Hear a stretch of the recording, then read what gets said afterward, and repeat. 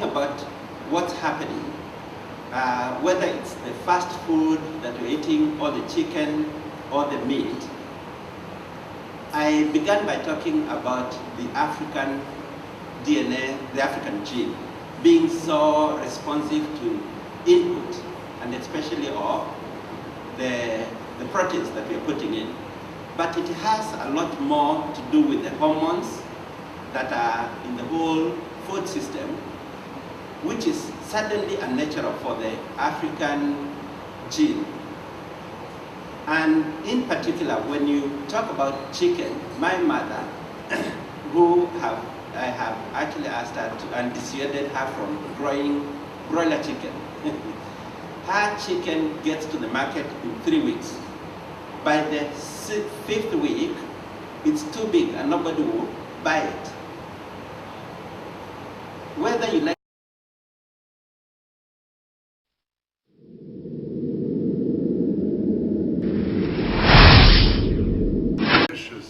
initiatives and partnerships across sectors, communities and regions.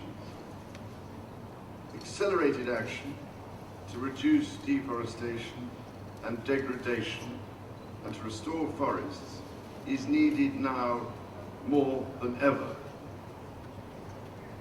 Mahatma Gandhi once memorably wrote, "What we are doing to the forests of the world is but a mirror reflection of what we are doing to ourselves and to one another." How right he was, and how pertinent this remark continues to be in 2015. For despite all our efforts, we continue to deplete the forests of the world with profoundly negative consequences for our well-being and for the planet at large, including, most importantly, on the occasion of COP21, its climate. Well, yesterday I was heartened to see, as I'm sure many of you were, the statement by political leaders on the importance of forests and their announcement of ongoing domestic action and international support for forest conservation efforts around the world. That forests should be featuring so prominently at the outset of the COP is, I hope, an encouragement for all of the governments, organizations and communities present today. Now, ladies and gentlemen, I very much doubt that in a room entirely filled with so many international forest experts and policy makers and a few others, that you need me to set out the importance of forests on so many fronts, whether climatic, cultural, intrinsic or biological. Suffice it to say that scientific advances are continuing to increase our understanding of the critical contribution forests make to all our lives, as well as, of course, adding to a sense of the deep peril we will encounter should their destruction continue, and perversely, we persist in going on literally testing the world to destruction. And so I thought that instead that I would focus my remarks at the outset of your session on 3, I hope, practical ways in which I believe we can make a positive difference to the fate of the world's forests and climate in the years ahead. The first is on the issue of forest peoples and indigenous peoples. And I'm so glad that forest communities are represented here today. I believe first and foremost that we must do all we can to support the communities that live within forests or alongside them, to continue to protect and cherish those forests over time. For indigenous peoples, this is a question of the proper safeguarding of their reserves, their traditions and cultures. For forest peoples, more generally, a question of good governance, institutions, land tenure reform, adequate support, and extension services. all our efforts should, in the first instance, be guided by the people whose lives are so much more intimately intertwined with the forest than our own. And that the approaches we take should both recognize and protect their rights and draw on their wisdom, their perspectives, and of course their hopes for the future. I think we should all acknowledge and salute the work in this direction over several decades of many present today, including community leaders who have done so much to ensure that the voices of the indigenous and forest peoples have not been silenced and lost. My second reflection concerns the transformation of global commodity supply chains. Encouraging though the progress made to date has been, it remains the case that many of the world's largest companies and their financial backers pay scant, by which I really mean no, attention to the deforestation footprint of their supply chains. Unsurprisingly, perhaps, this is especially true in markets where there is limited consumer pressure to do the right thing. It seems that the vital role forests play in generating and regulating the rainfall upon which agriculture and food security depends is of itself insufficient incentive to act responsibly. So I would therefore encourage you all to redouble your efforts, emboldened by the early successes achieved by some of the pioneer companies in this area, to enable this shift in global markets to happen. Stopping deforestation has to become the goal to which all commodity companies are committed, with zero net deforestation becoming the norm rather than the exception. And in this respect, I would very much like to thank Paul Polman, the CEO of Unilever, who has done so much to galvanize his peers and colleagues in this sector. And thirdly, ladies and gentlemen, I hope we might all act further in the years ahead to bring about at a large scale the kinds of sensitively conducted and ecologically resilient forest landscape restoration that the world so urgently needs to see. Given that we have managed to reduce the world's tropical forests so significantly over recent decades, with over 500 million hectares lost since 1950, the restoration of forests and forest landscapes should not be an afterthought, but instead surely an equal priority to halting deforestation and degradation. As all the horrors of even a 2-degree warmer world bite, and bite they will, we are going to need a lot more forest, not a slight reduction in the existing rate of attrition. Now, all of this, of course, is brought sharply into focus by the recent science, which tells us that as much as a third of climate change mitigation can come from forest and the land use sector more broadly. And in light of this, the increased attention given to forest protection and restoration over the last few years is, of course, to be hugely welcome. But in recognizing that the true value of this critical Paris conference is what happens afterwards, there is perhaps an argument that international processes could, in coming years, give even greater consideration to the role of forests and land use in both climate change mitigation and adaptation.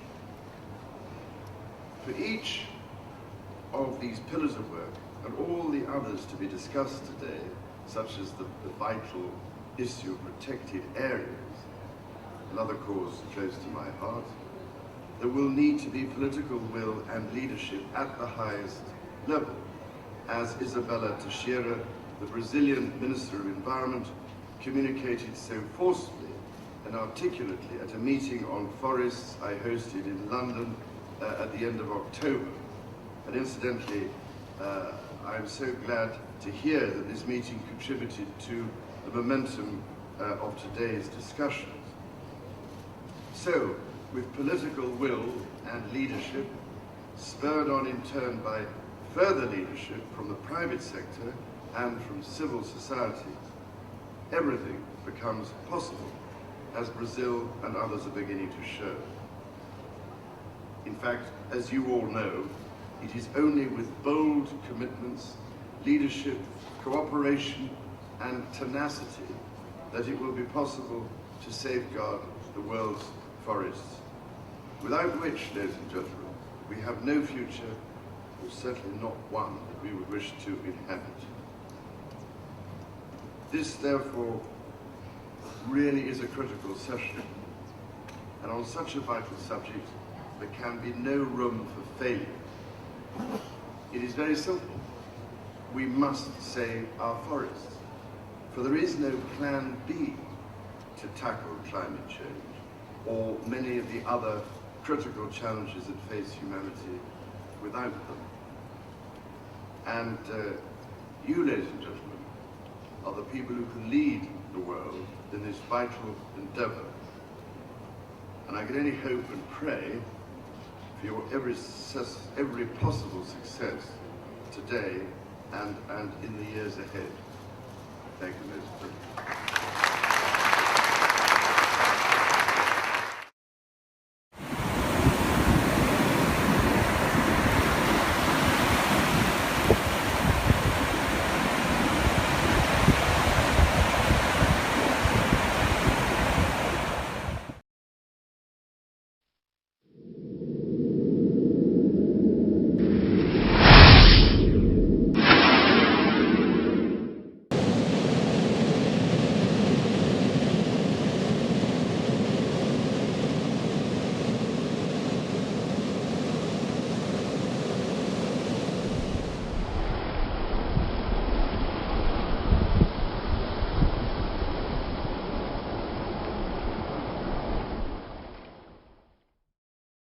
It's a real treasure chest in here. You just keep finding things,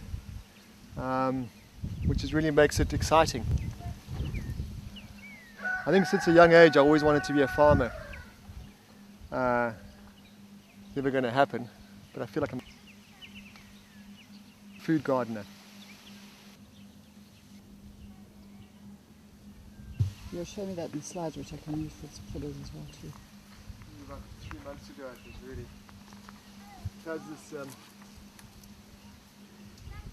this is millet, which also formed a part of nutrition of the folk in this area. It's not farmed these days really. It's been replaced by wheat and maize, of course. But we make bread out of it. It's really nice, very nutritious as well. So this all started from one plant. And went over there. Now we've got enough seed the last year to produce an entire field.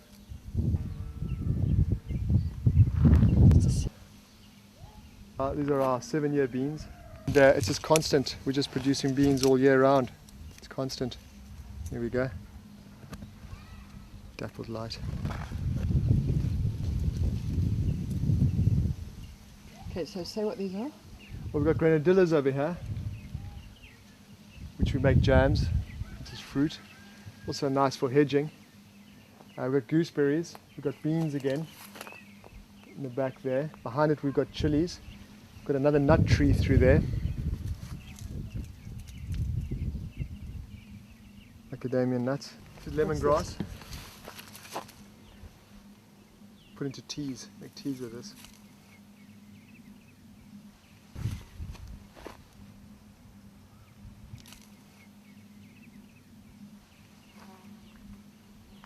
This is our compost bin, all our grass cuttings there.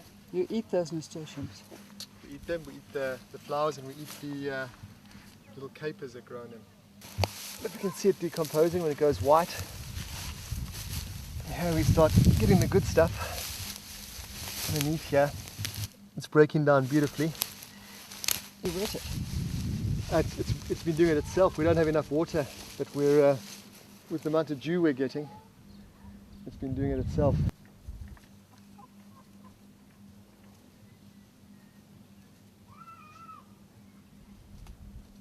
Oh, Mama.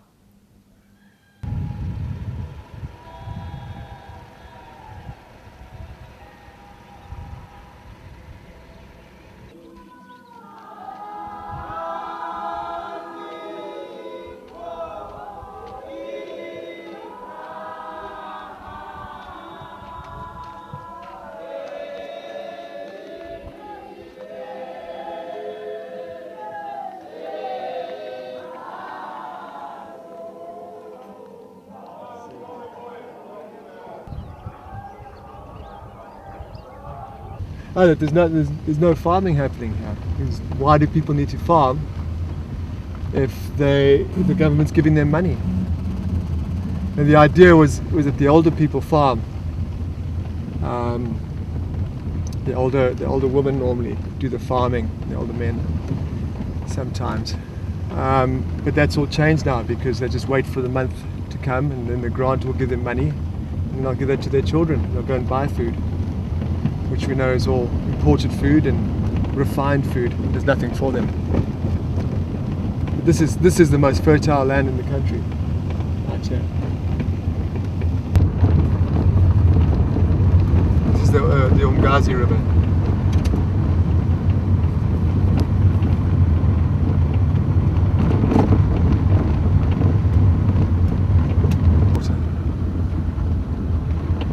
The major function of the kids now, they won't even go to school now, is just to get water. Everyone's desperate for water.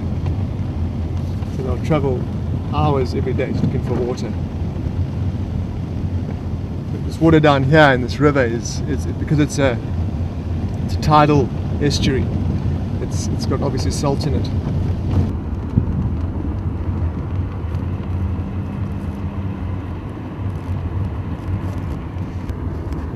Chinese they have, eh?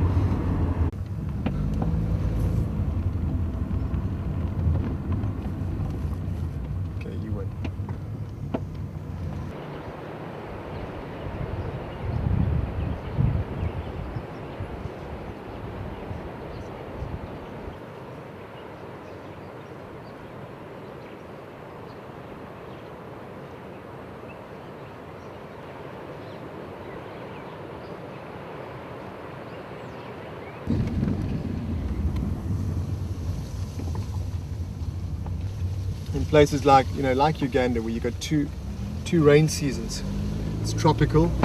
You've got 2 rain seasons. You've got unbelievably fertile soil. It's just and never been farmed, virgin, and yet people are starving all over the place. People are starving because they've bought into the system of you need money in order to exist. If you haven't got money, then you're going to die. And of course, there's the other aspect of it is like if you look at organizations like the World Food Programs and those sort of things, they create dependency. Look at what happened in Somalia, where the World Food Program was feeding about 6 million Somalians. And America contributes about 60 to 70% of that. They tried to change certain policy within the government of Somalia, and the Somalians refused, and they pulled out.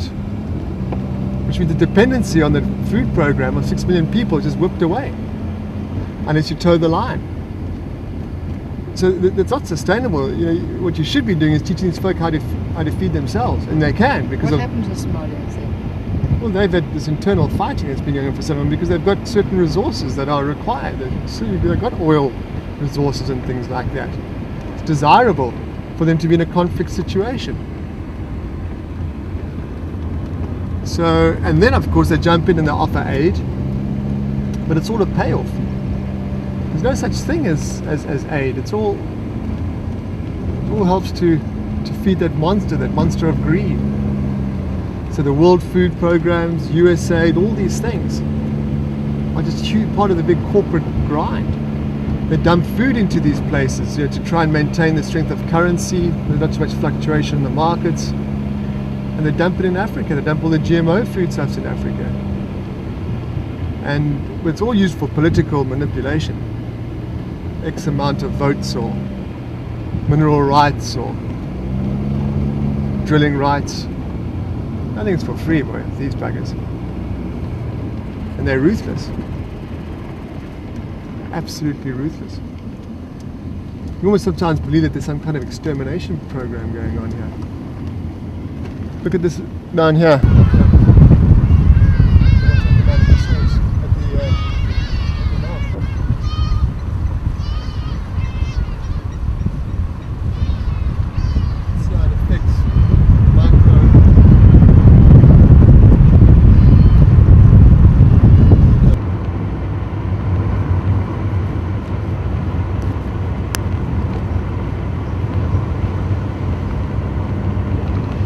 I saw these guys in Uganda where so you got these concentration camps, what they call IDP camps, which is internally displaced people, and they just became like cannon fodder for these soldiers to come in. I mean, the soldiers are all acting on behalf of the government to keep the fear up, to maintain the control, and then you got these sort of the Dutch organizations and the Canadians who come through and they develop these things called war child programs. And they just build more camps. They just make them frilly with sign writing saying war children, but they're still keeping them away from the family structures and things like that. You know, so what are they doing that's different? There's still no integration, but now they're a place for rich little kids to come and pat the black kids on the head, and they feel good about themselves, but they put them into more concentration camps. It's mind-boggling. I don't know what makes them tick. They have to put up camps with barbed wire fence around them. We mean they aren't accepted by those communities. How can they possibly try and bring about any kind of restitution? They're all fear-based then, and they make themselves exclusive from the community. And I don't understand what the aim of that is. So I guess I need to be educated. Working with CONTRALESA. He was the chairman of CONTRALESA, Congress of Traditional Leaders. And out of all the councils that I've been in, this is one of the strongest, where his presence, where he was extremely highly respected in his community. Here, which is called the Amasami. And so now his mother is the acting chief. A Middle Eastern thing, isn't it? Came down from the north. Originally, who knows, but They're not going to move.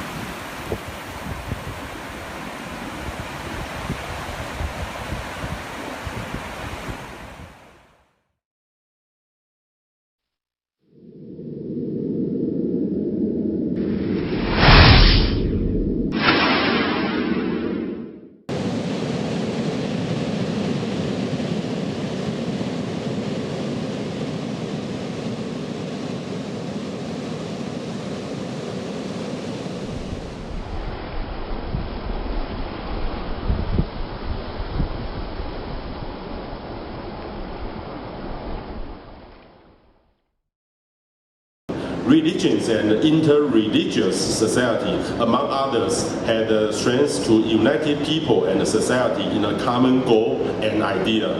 Although charity cannot be provided to all, the burden of suffering can be carried by all is the problem. And disaster relief cannot be solved by just monetary means, but more importantly, by scientific innovations. Alongside scientific innovation, we need an international standard for disaster relief implementations, as well as complete and transparent data access to donations and funding for relief efforts. Because of increasing rates and the strength of natural disaster, government alone do not have the strength to implement adaptations and mitigation efforts. From civil society, like the religions and the others, to private sectors, from community organizations to families and individuals, all parties are stakeholders. All must be more active, involved, and dedicated. Thank you very much. Thank you, Dr. Peng.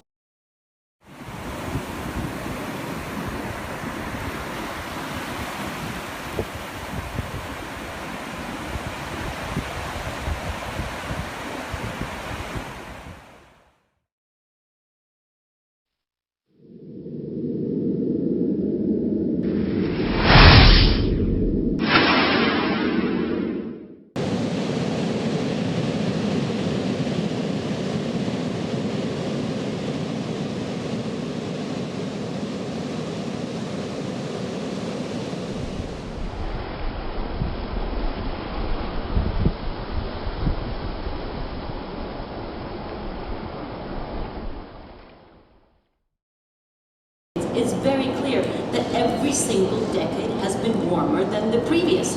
Within each of those decades, of course, you have peaks and valleys, because nature is nature. But every single decade is warmer than the previous. Point number one. And point number two, the information that has just been shared is very, very critical. The heat is being absorbed by the oceans. There is no doubt that the ocean continues to warm, and that on a very, very consistent basis. And what it is doing, frankly, is doing us a little favor. They are absorbing the heat that could have gone to the land and paying the price.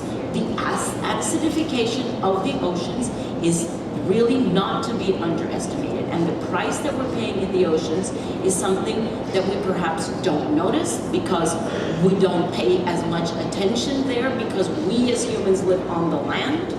But those beings that live in the ocean are certainly noticing this, and the ocean is giving us a tiny little bit of respite at the cost of those who are living in the ocean to those who live on land. This is a situation that we can no longer afford.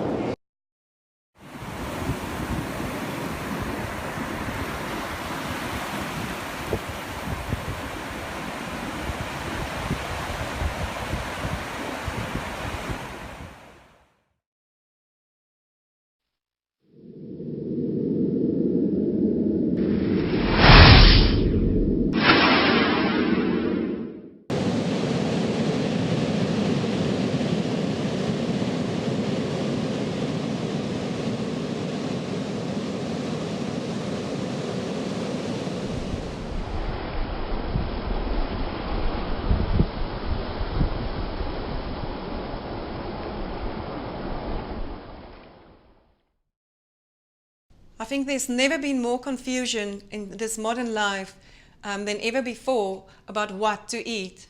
We have such an oversupply of food, but yet again so much confusion about this diet and that diet and all these fad diets going around, and all the scientific information coming out. And for me, there's only three dietary guidelines that we should adhere to, the three most important guidelines that we should apply in our everyday eating. And the first one is to eat God-made, not man-made. So food in its most original, unprocessed form is good for us. And to explain that in another way, to elaborate a little bit about that, I think also the main thing is we don't realize that food should be our medicine. So the importance of food and the role it's playing. What is this God-made opposed to man-made, and how will it affect us?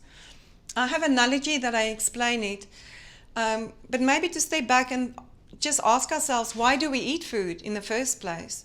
And I think that one of the main reasons is comfort. It's social. Every social event we eat. It's a habit. It's 1 o'clock, I must eat. But the main reason, if we think about it, is for energy. Food is there to sustain us.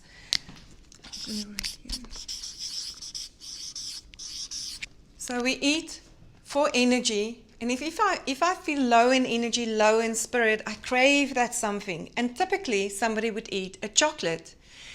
Now, what happens is that chocolate, the sugar in the chocolate is converted down to glucose. And that is turned in our system into energy. Now there's millions and billions of cells in our body, and in every cell, all these chemical reactions is taking place to convert sucrose to glucose to energy. It's not a chocolate coming out the other way. So it's phenomenal what this body can do. There's more than 7 trillion chemical reactions that take place in our body every second. It's phenomenal if we think we're like this huge factory, and all these, the most clever computer is our human system. Now, every single one of these chemical reactions taking place need a specific enzyme to catalyze those reactions, to make the reaction happen. The enzymes, again, need specific vitamins and minerals, otherwise they can't do their job. Now, enzymes we inactivate at 48 centigrades. So anything that I've processed that's gone through a heat treatment won't have any live enzymes in them. Another analogy is we can look at a fire. A fire needs air. It needs the oxygen to burn. And then the glucose, that's our carbohydrate. That's the energy source. That's the firewood to build that fire. So I have a nice stacked fire. And I have enough oxygen around that fire. But what do I need to get that fire to burn? That would be a match to light and strike that fire. That is the enzymes, vitamins, and minerals to spark those reactions into reality. Now, we can also look at the carbohydrates, the proteins, the fats, but the carbohydrates as the petrol for your car. Okay, so our car needs petrol to perform, and it's an energy source, but it also needs oil. That's the enzymes, vitamins, and minerals. The micronutrients is the oil to keep that engine functioning. Now, if I eat my chocolate, the sugar is converted to glucose, and this is turned into energy, and it sparks more than 7 trillion chemical reactions per second, each needing an enzyme, vitamin, and mineral. Then we have to ask ourselves, these enzymes, vitamins, and minerals, are they in the chocolate? I'm talking about a normal chocolate bar. Would there be any live enzymes? If we think that enzymes are destroyed at 48 centigrades, there would not be any live. And there's hardly any vitamins and minerals in that slab or that bar of chocolate. Now, if it's not in the chocolate, where will my body get these nutrients to help my body to convert the sucrose to glucose to energy? Because I'm not eating an apple with the chocolate, supplying it. It will take it from other places in my system. Our skin is the largest organ, not the most active, so we won't steal from our heart or our liver, but we'll first take nutrients from the skin. And that's our first sign of aging. We start to get wrinkles. And then we'll start to take nutrients from our bones. And as we age, nutrient density, bone density decrease and osteoporosis, and we get all these bone fractures and problems. And then just where there is a fire, there's always smoke. So we have a lot of metabolic waste. So there's free radicals and a lot of waste that is generated by these processes happening in the system. And this imbalance we create on a cellular level is all the degenerative diseases we struggle with today. It's diabetes, cancer, osteoporosis, chronic fatigue. Because if I have a sick cell depleted of the essential enzymes, vitamins and minerals, and a toxic buildup, and it's not getting the air and the water and the fuel source, that cell's going to be sick. And if I have a sick cell, I have a sick organ, a sick system, and a sick body in the end of the day.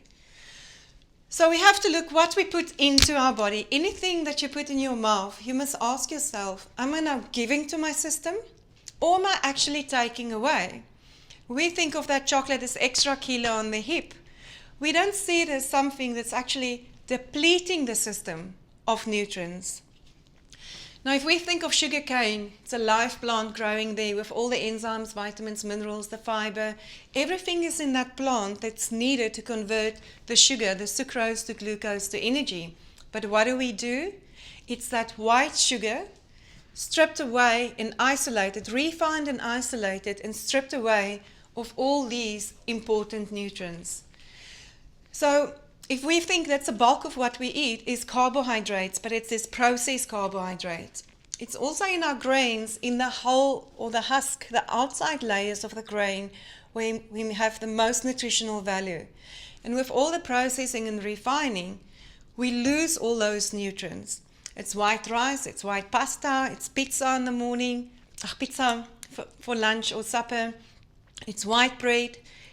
It fills our tummy. It gives us some energy, but it doesn't have these important nutrients. If you have a lovely red Ferrari, and I tell most of my clients, you're a beautiful red Ferrari, you would value that car.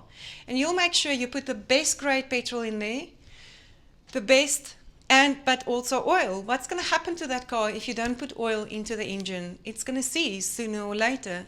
But we do that on a daily basis to our own system. I'm going to just mention the rest of the list of factors that has a negative impact on our system. If we look at smoke, nicotine is a stimulant, so it stimulates reactions, but it's not supplying nutrients to support that stimulation. It will deplete a lot of zinc, it will increase heavy metal cadmium, and it will also deplete lots of vitamin C from the system. So it's not only tar on the lungs, but I create a lot of imbalances in my system. If we look at alcohol, in red wine, there's a high sugar content. The sugar needs to be metabolized and broken down. The alcohol needs to be metabolized. It stimulates a lot of reactions. It's put a lot of stress, the phenols, on my detoxification channels. And it needs nutrients. It will need enzymes, vitamins, and minerals to support those, which is not supplied by the alcohol, by the wine, or the beer that I drink. So I deplete nutrients from my system. And the same with caffeine. That cup of coffee that I drink in the morning to kickstart my engine gives energy, it gives that boost, but it's not supplying the nutrients to sustain and maintain. Also, the problem with alcohol and caffeine, it dehydrates the system. It has a diuretic effect, and that will even furthermore wash nutrients out of my system. And then if we look at additives,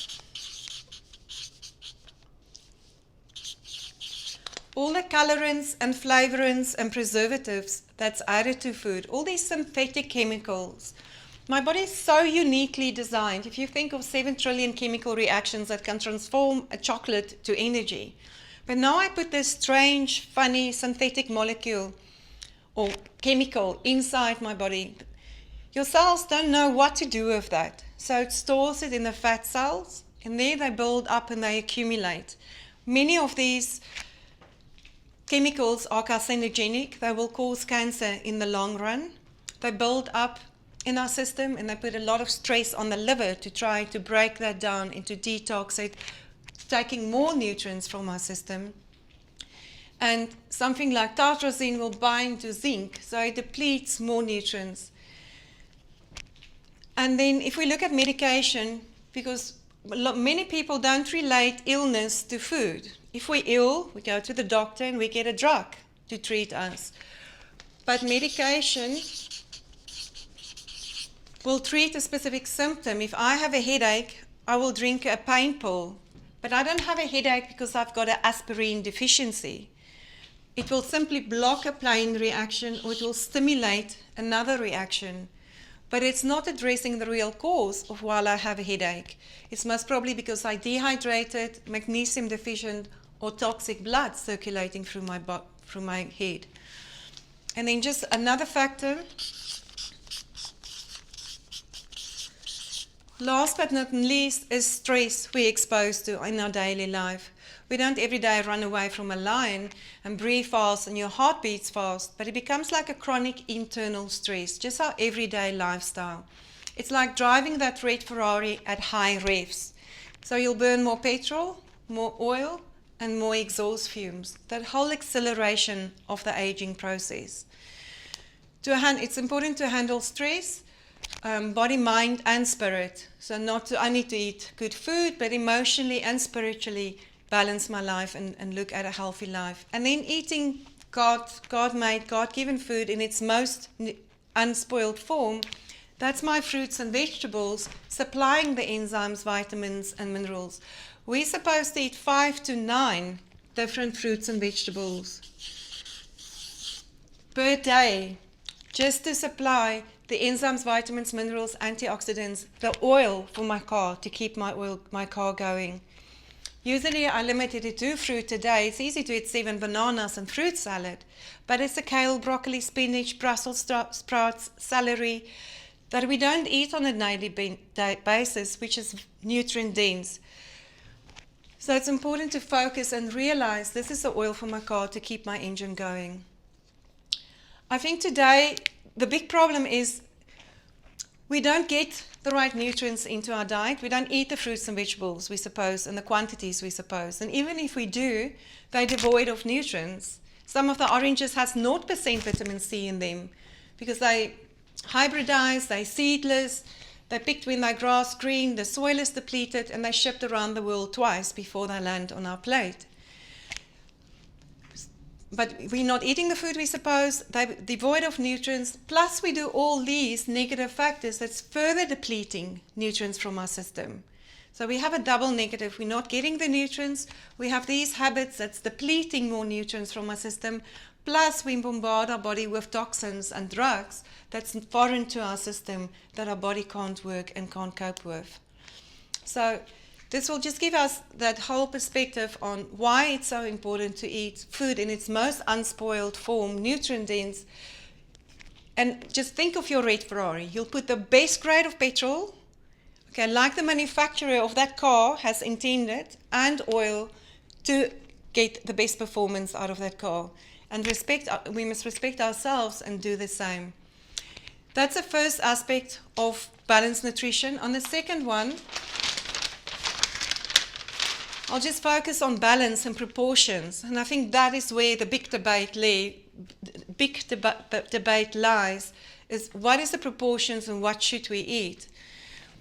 To me, it is to balance 20% of our diet. If this is our plate of food, 20% of that should be our complex carbohydrate. Complex carbohydrates is our sweet potato, butternut, our starchy veg, our whole grains, brown rice. And then 20% should be our protein. That can be animal and vegetable source of protein, our free-range eggs and pulses, our beans. And then 10% must be fats and oils. But 50% on our plate should be our salad vegetables. And every meal should be balanced like this. There's a lot of variation to this theme, but for me the realization came that this is how our body composition looked like. We are made of 60% water. 60 to 70% of our body composition is water.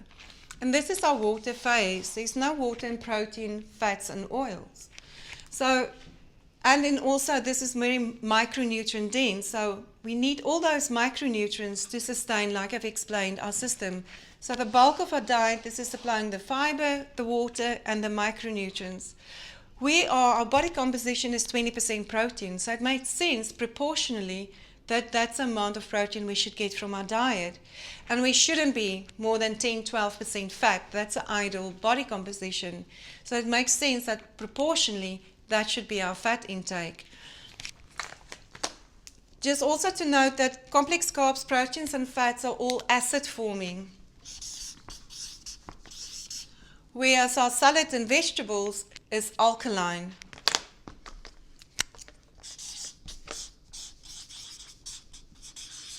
And it's therefore very important to balance the acidity and alkalinity in our diet. One would typically think just for breakfast in the morning, one can start with a lovely frittata with loads of salad, of vegetables in that frittata with free-range eggs, or an omelette with a lovely vegetable filling, or a smoothie made with fermented kefir milk and coconut and seeds, and nuts in there, and berries and a banana and dates. So to have a variety in every meal. And then there's a big question and the argument about raw and cooked. I believe in balance. I don't believe in any dietary extremes. So 50% of our diet should be raw, where 50% of our diet should be cooked. When we expose food to heat, we destroy our enzymes and most of our vitamins. But many of our minerals are better absorbed from cooked food, like lycopene in tomatoes and carotene in carrots. So today I'll have it cooked in a stew or a soup, and tomorrow I'll have it raw in a salad. So the first point is God made these versus man-made, and then the importance of having balanced proportions and variety in our diet. And last but not least is our water intake. Most of people are just chronically dehydrated. It doesn't mean coffee and alcohol or sodas. We need to have a good purified form of water. We need 300 milliliters of water per 10 kilogram of body weight. So it depends on body weight how much water you'll drink. An average person of 60 kilogram will drink around 8 glasses of water to sustain and properly hydrate the system. Thank you.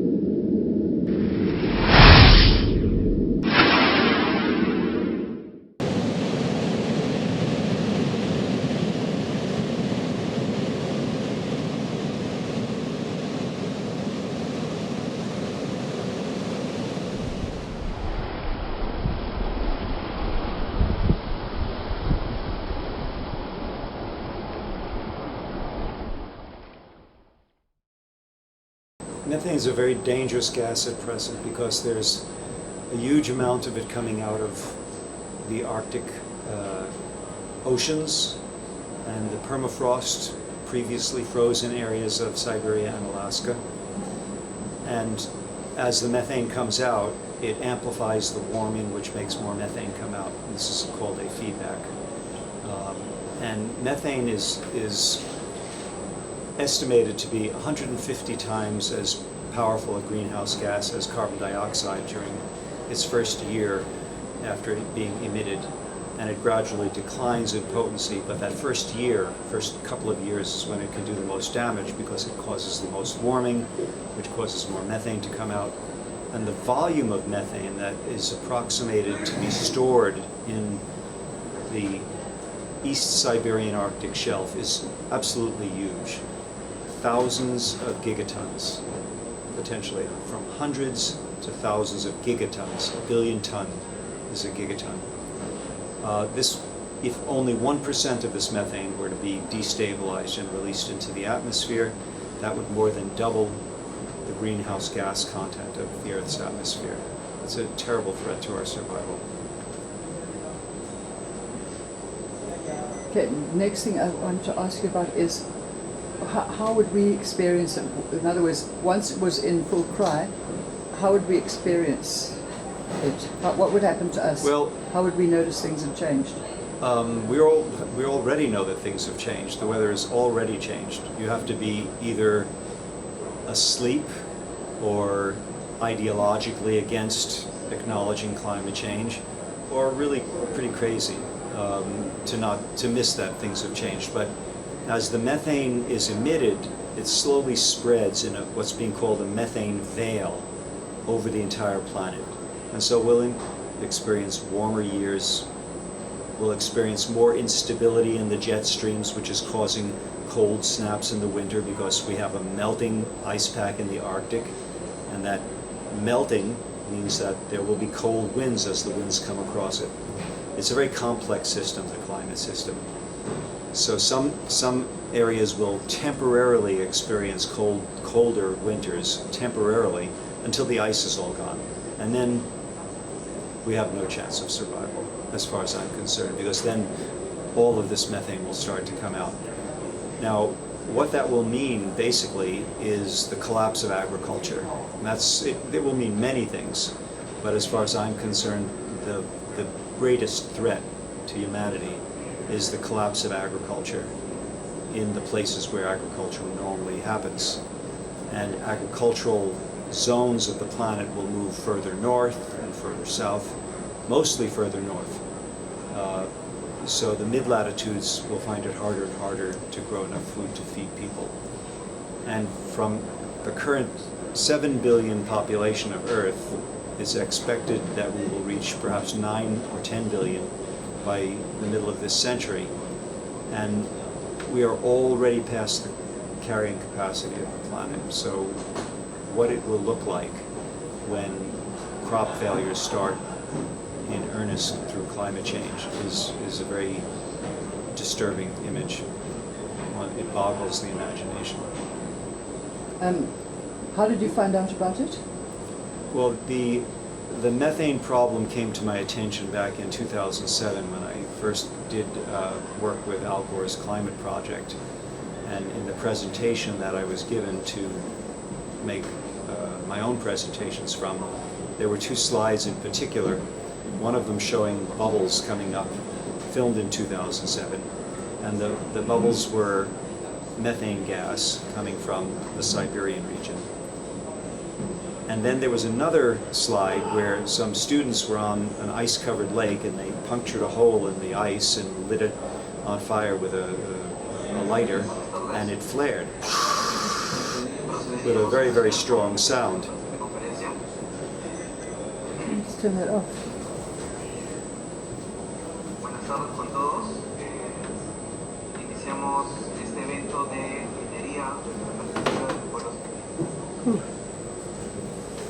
Pick up where I left off.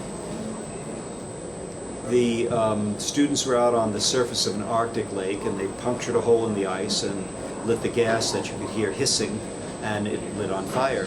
And then someone came along with a long iron bar and punctured a hole, widened the hole from the side, and it flared and went Wow. and I knew that when the Arctic starts emitting flames, essentially, that we have a problem. Again, methane is much more potent greenhouse gas than CO2, and during the first year of its release is when it does the most damage, creating more warming in a vicious cycle. They say that methane dissipates within 8.4 years, according to Mrs. Gandhi. No. What does dissipating mean? No. Dissipates. Yes, what does dissipate mean? Well, if it spreads out over the Earth, that's not really a whole lot better. It's not cooling, it's not warming the Arctic, which is the worst, but it's warming everywhere else, which is not exactly a very good idea either. Now, I can show you the graphs, but the decay of methane when it's in the presence of the air, hydroxyl radicals in particular, methane becomes CO2 and H2O. But it degrades exponentially, where from 150 times as powerful. Is there anything else you want to turn off? I just can hear it from that one, but I think it's all right.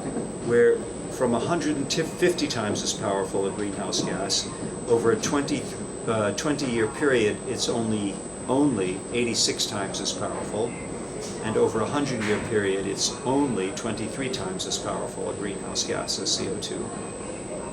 Only? Well, it's that first year or two when it's 100, 150 times as powerful. That's when all the damage is done in terms of setting off the feedback. That's the danger point, as far as I'm concerned. You talked about one of the reasons why man doesn't do anything about it being because he's got a mindset that is like almost like a virus. Yes, there's. Well, I know Al Gore in his famous movie said, quoted, I'm not sure if it was Oscar Wilde, that it's very hard for a person to see what they're paid not to see. That's a paraphrase. But in my own analysis of the problem, I came up with the following explanation, that the global human civilization is running under a defective operating system. Now, no one has ever spoken to you about an operating system for a global civilization, more than likely. So if you pay a moment and say, well, what is the operating system? ticks? What makes things tick? Or to give you a hint, what makes the world go round? Money and economics are the operating system of the human civilization upon Earth. And money and economics acts as though it were a virus. The money itself is what's known as a meme. A meme was defined the word was coined about 40 years ago, and it's defined as a viral thought form that passes itself between individuals from generation to generation, from nation to nation. It takes over. And in fact, money is a meme that has been developing, taking over for tens of thousands of years, perhaps. Well, let's say 10,000 years. I'm not a historian. I don't want to go places I can't back up. But certainly for the last couple of thousand years, and in a very focused way for the last few hundred years, money has become the operating system of our planet. And in particular now, we have a branch of economics, and economics and money are intimately related. And we have a branch of economics which has been anointed as the dominant and pretty much the only acceptable economic system in any nation today. And it has a name, but few people know that it has a name because the name was dropped out of the record about 100 years ago when it was put in place. And that name is neoclassical economics. Now, neoclassical economics has a flaw. Neoclassical economics holds as a basic belief, axiom, that the planet makes no difference, that there is no... Let's look at Let's... No, just I was hoping to get you to look up because this one's getting you looking at it. That one is just seeing your eyes. Oh, okay. Well, if you tell me where you want me looking, then Okay. you want me to go back and forth between the two. No, just look at this one. Okay. Neoclassical economics is a system which does not believe that there is any relevance to the Earth or the limits of the Earth. That is, if we run out of trees, we'll figure something else out. If we run out of fish in the ocean, we'll figure something out. Neoclassical economics developed at a time when there was a lot of nature, natural capital, and a relatively few human beings, say 1 billion, 1.5 billion human beings. And now the tables have turned and there are over 7 billion human beings and not a whole lot of nature left. You can take photos of nature to put on your billboard, but when you go out and look at the zones, how much of the forest, the original forest cover of nations is left, my own country, the United States, has taken out at least 90% of its forest cover, probably more. The Amazon famously is losing several 10 football fields of forest cover per minute. Yes, I wanted to make sure I got that right. We are chopping down, cutting up, mining, digging, pumping nature as fast as possible to convert it to money. Money, a virus that has invaded the human civilization, is converting nature as quickly as possible to more money. And money capitalizes, pun intended, on human foibles, human greed, selfishness, short-sightedness, human ability to ignore ethical and moral issues like other people starving or war. Money only knows... Sorry, just one quick thing. Just in case. It's just something more.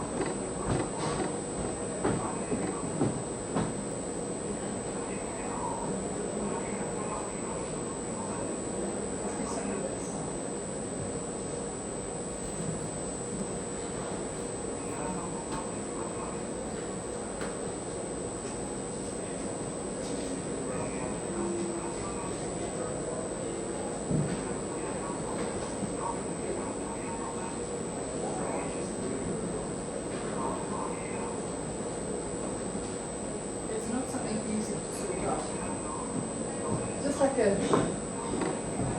You're gonna have to live with it. Hopefully this mic will pick it up. It means that this mic is such a sensitive bloody mic. And it's so nice if I can just pick all the sound up from the same one. But we're going to have to use this one, which is the directional one. Okay, carry on. I don't remember where I was. You're talking about what's a viral, about money's a virus. Okay, let me pursue that thought of money being a virus or a non-genetic viral You thought. said how it consumes the environment.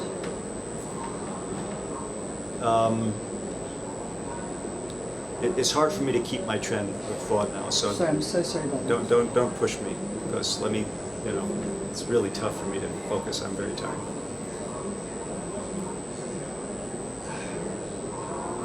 When a virus, a genetic virus, an ordinary virus, invades a host, a human body, say, it takes over the DNA of a cell to replicate itself. Those additional viruses take over other cells. If the host does not develop an immune response sufficient to control or defeat the virus, then the host will die. If the virus has not found another host, a way of transmitting itself to another host, the virus will go extinct with that host. And there have probably been billions of viruses that have gone extinct with one or a small group of hosts back before we lived in such concentrated enclaves. Well, the problem with the virus or the viral thought form of money is that all of humanity is the host. The entire humanity is the virus, is the host of the virus. And the virus has no self-awareness, it has no consciousness to tell it that if humanity dies, it too dies. And yet it is killing humanity. Why?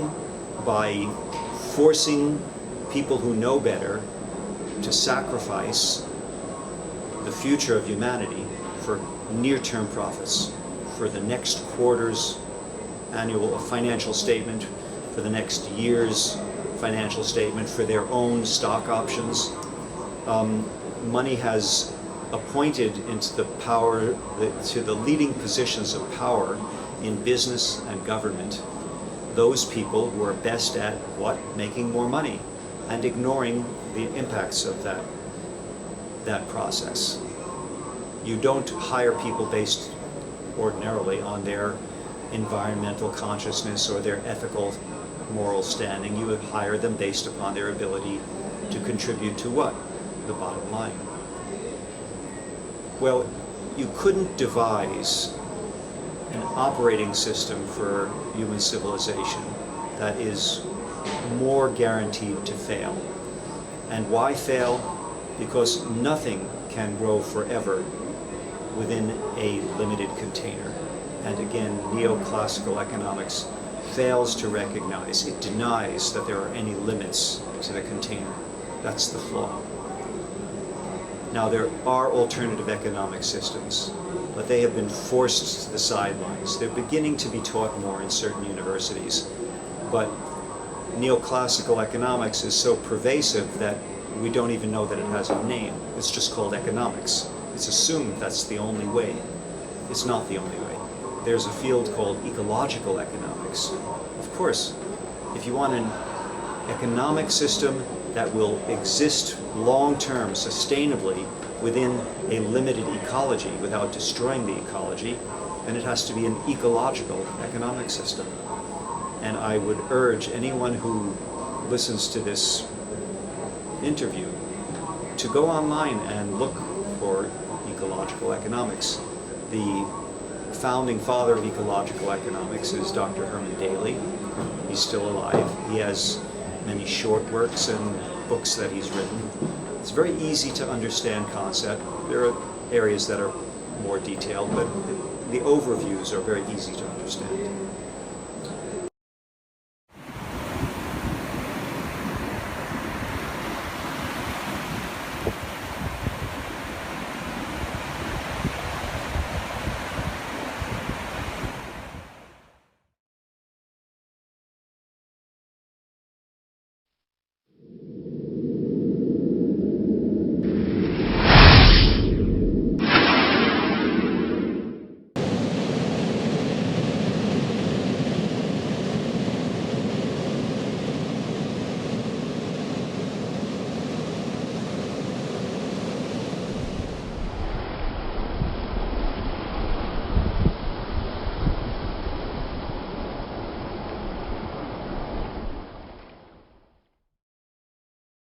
every dollar that's printed is printed by the, this is the example in America, but the model is transposable all over the place.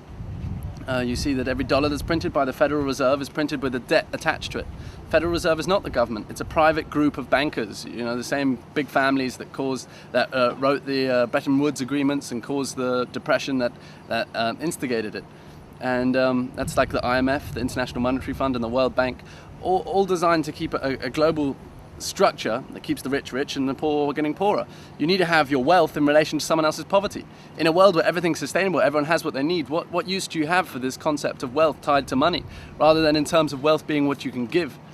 And wealth is measured in terms of what we can give. You get around these problems, but so long as the government is still taking their money from this fiat money system, it's called, an imposed money system, which we just have to accept. If you try, in the olden days when you used to start up your own local economy, like they did in Germany during the Great Depression after the First World War, a little town started up their local economy because people were dying in the streets. So they said, well, we've got to try something. So they set up their own local economy. They had their own name for it, and people could, create it up on the spot because it was just a conceptual economy for quantization of time and effort or whatever. So within 3 months, people were fed, the agricultural systems were working, and people were paying their rent again. Then the Central Bank of Germany came in and said, no, you're going to jail if you carry on doing this. This is our power. That is the power. But what do you need someone to have power over you for? To tell you what to do? I mean, if we can govern ourselves, that makes a much more efficient system, particularly in this time when there's going to be national boundaries falling down with the global warming, mass migrations, and maybe even some things that we're not so ready for.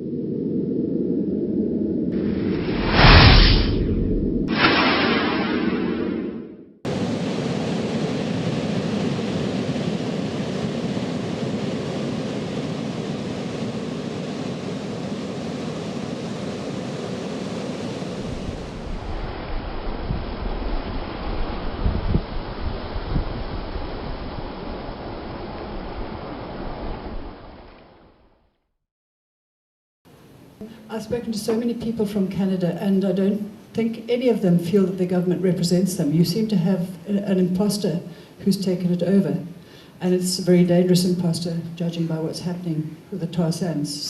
We work with these communities, and we're here at the climate change negotiations in part to elevate their voice and to stand up for them, those kind of community members from the tar sands area, to represent what's actually happening on the ground to Indigenous communities in particular. And what we've been seeing, what people have told us over the past number of years, is that a lot of these community members are starting to get diseases and sicknesses, cancers that they've never seen before, most frighteningly. People are also finding now that any animals that they hunt, fish, or trap are increasingly becoming sick as well. We're finding that people who traditionally depended off the land for their food, depended on traditional water sources in the area, are no longer able to consume from there, are no longer able to go into these areas to hunt or fish because of the extreme amount of concentrations of pollutants inside of some of these animals. What this really represents is the cultural destruction of some of our peoples. If it means that they're no longer able to practice their traditional lifestyles, if it means that they're no longer able to practice their human rights, their treaty rights, rights that were given to them, rights that were affirmed with the signing of the Constitution of Canada, for example, but also rights that are applicable under the UN Declaration on the Rights of Indigenous Peoples. And so partly why we're here in Durban is to express our extreme disappointment with the Canadian government, our extreme anger really, that Canada's here peddling the tar sands to an international level, calling it ethical oil, really misrepresenting the situation on the ground, and sort of using this as a sort of means to go and try and actually block progress here for the rest of countries, for the rest of the world. In Canada, in British Columbia, we have over 100 First Nations communities that have stepped up and said they're opposing the Enbridge Northern Gateway pipeline. And so it's important to know that, you know, a lot of these projects won't go through because of the opposition of Indigenous communities. In Alberta itself, a lot of this opposition, a lot of this grassroots leadership is being led by First Nations communities. And they're leading with political movements, they're leading with social movements, and they're also leading with legal lawsuits that threaten to sort of derail a number of the tar sands proposed expansions.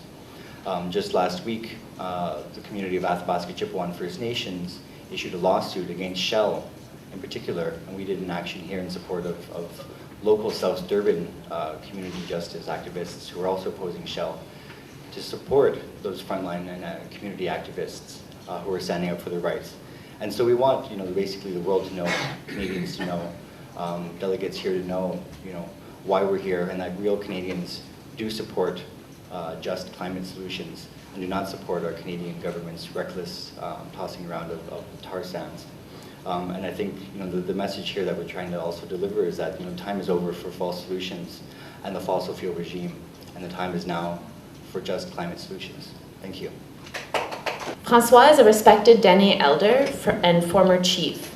In the early days of the Dene Nation, the work of François and other chiefs helped advance the legal status of treaty rights for Treaty 8 and 11 beneficiaries in the Northwest Territories. As a member of a downstream community, he now advocates on behalf of First Nations impacted by tar sands developments. François? Thank you. Thank you.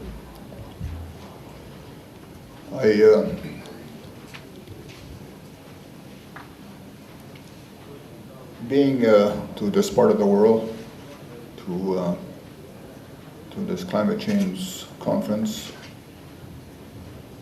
and hearing what the government of Canada has to say about climate change, I'm kind of insulted of Mr. Kent's remark that he's proud of the tar sands. Canada is regarded as a beautiful country. It is a beautiful country. I live by the second largest park, national park in the world, Wood Buffalo National Park. It houses the largest free-roaming herd of buffalo. It also has the whooping crane that is right in the flight path of the tar sands. The Peace Athabasca Delta is one of the largest freshwater deltas in the world.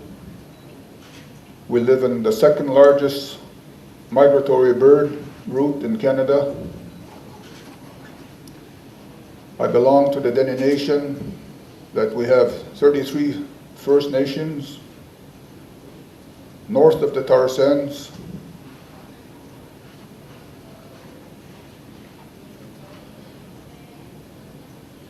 This government that's in place right now, Mr. Stephen Harper's government, is doing everything with his government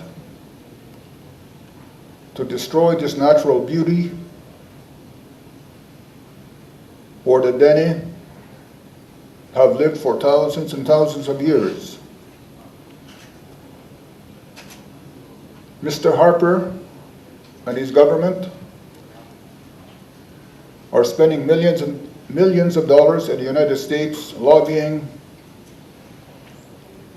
in the support of building pipelines through the states, expansion through the BC. The Dene Nation, the people in the north, had numerous of conferences dealing with water. We have called on the government over the years to put a moratorium on the expansion of the tar sands.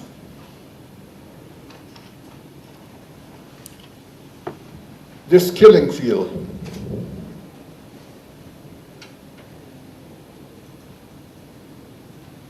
is killing people in Fort Chip.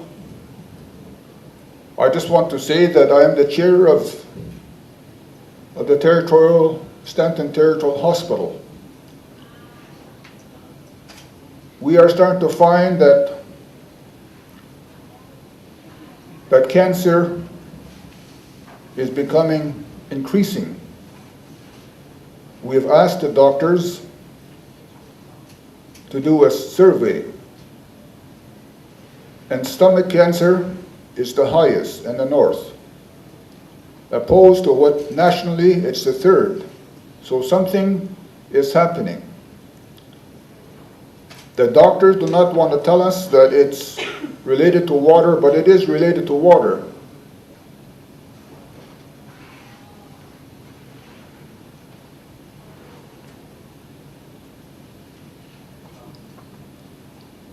This land that I come from, it is beautiful. This Wood Buffalo National Park is a land stretching over 17,000 square miles of land. This river that flows to the Arctic Ocean is over 1,000 miles. It touches everybody that lives along the river. The fish that survive in the river.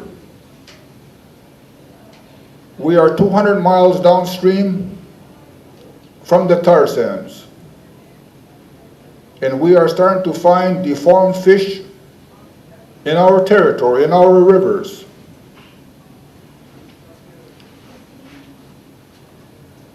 Canada does not have a plan for the tar sands.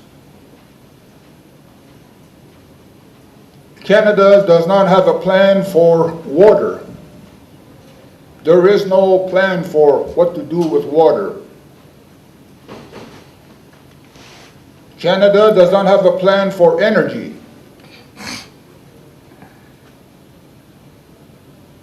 But yet this government can come here,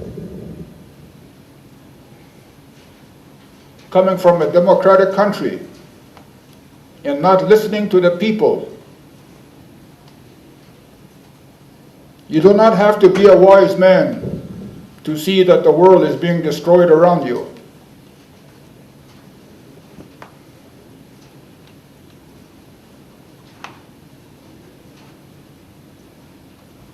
Yes, these people, these two, and more of them,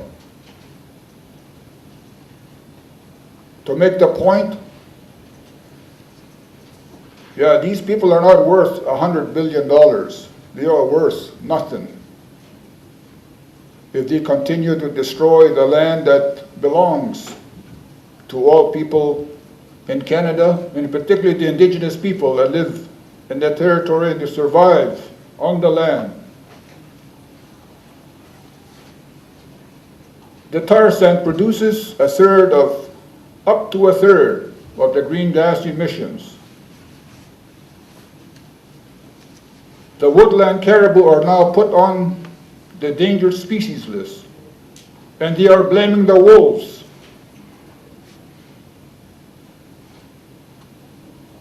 And the expansion of drilling in their territory, the wolves, the caribou cannot handle that.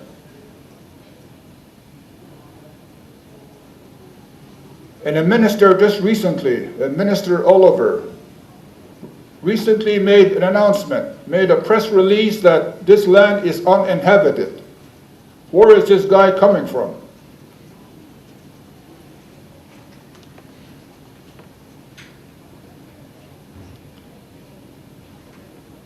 I just want to say that I come from Treaty 8 and Treaty 11, the territories. We expand all of the rivers, the watersheds that flows to the Arctic Ocean.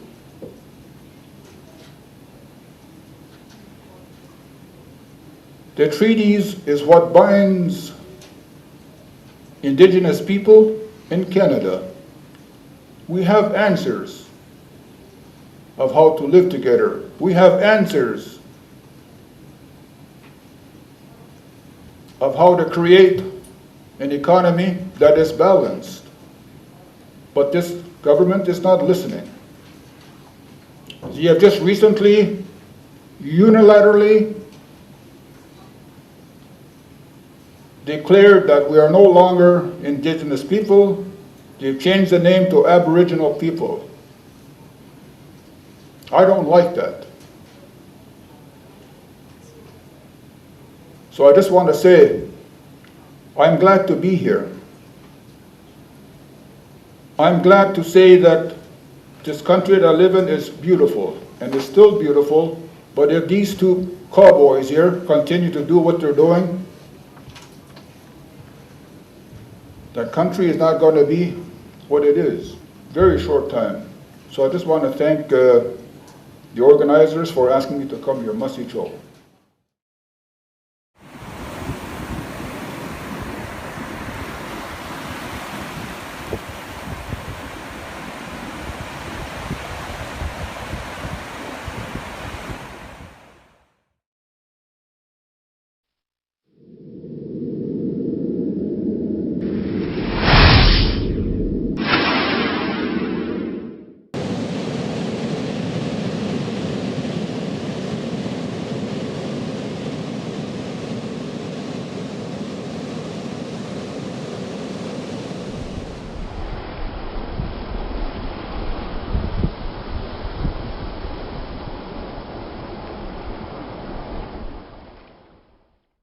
He is the director of the Institute for Human Health and Performance at the University College London.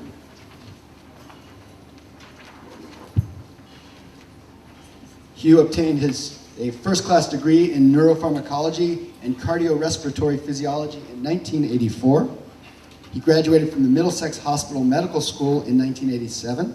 He has since trained to specialist status in general internal medicine, cardiology, and intensive care. He is now professor of intensive care medicine and director of the Institute for Human Health and Performance, University College London, where he leads a research group. He's published over 200 scientific articles, and he has been engaged in climate change and health for more than 10 years. He's written extensively and was a co-commissioner of the UCL Lancet Report on the health impacts of climate change. So please join me in welcoming Dr. Hugh Montgomery. I doubt there's a more important gathering of people in the whole of Durban at the moment than you. And I doubt that I will ever have given a more important talk than that I'm about to give. Because I'm a Brit, though, I need to start with a joke before I get to the serious stuff. So here's my one climate change joke. Not many people know a climate change joke, but I do. So one planet's talking to another planet. And it says, I don't feel so good. I think I've got Homo sapiens. And the other planet says, I wouldn't worry, it doesn't last for long.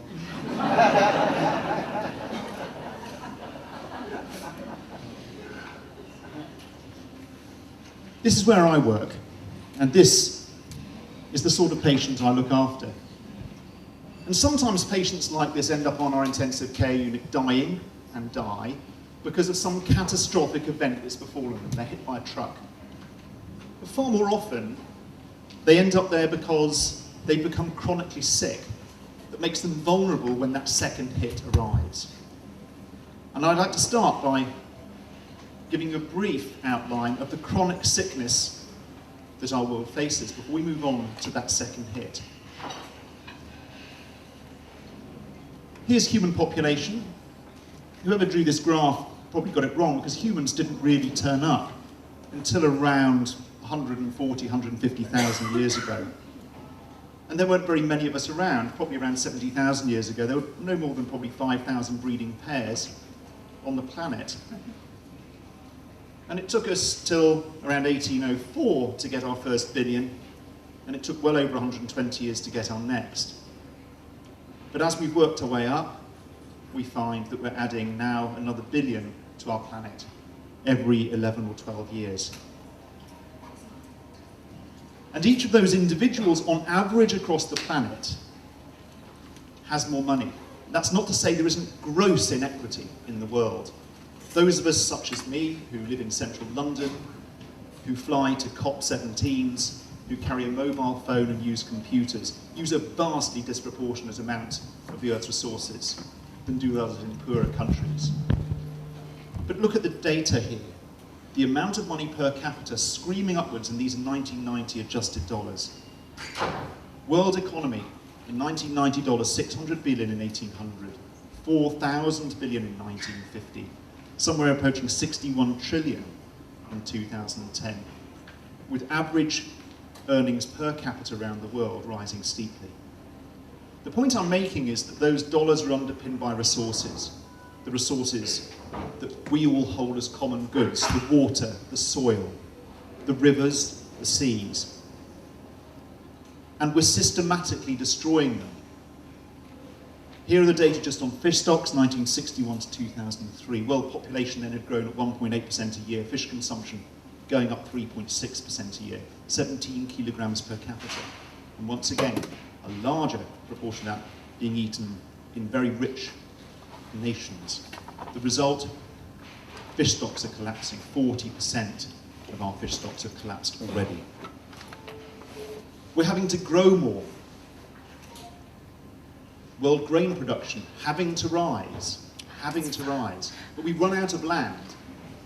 This is underpinned by increased use of fertilizer, driven by fossil fuel use to do that, not by a particularly great increase in land mass, because we run out of the places to which we can grow grain.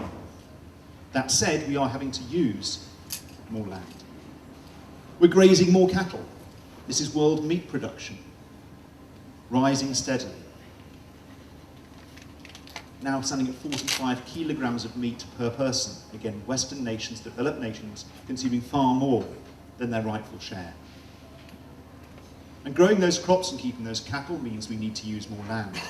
This is why rainforests are disappearing. And they're not disappearing slowly. That means more water. I'll let you look at these figures for yourselves.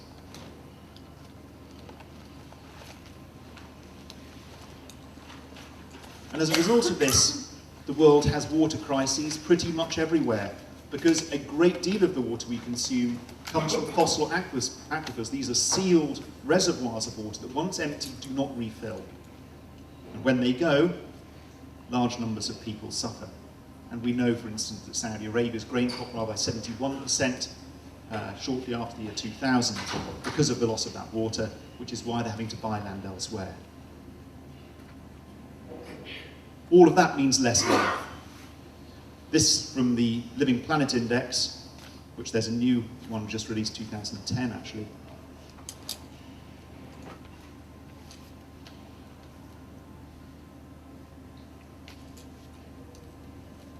These are the changes that have happened since I was 20 years old.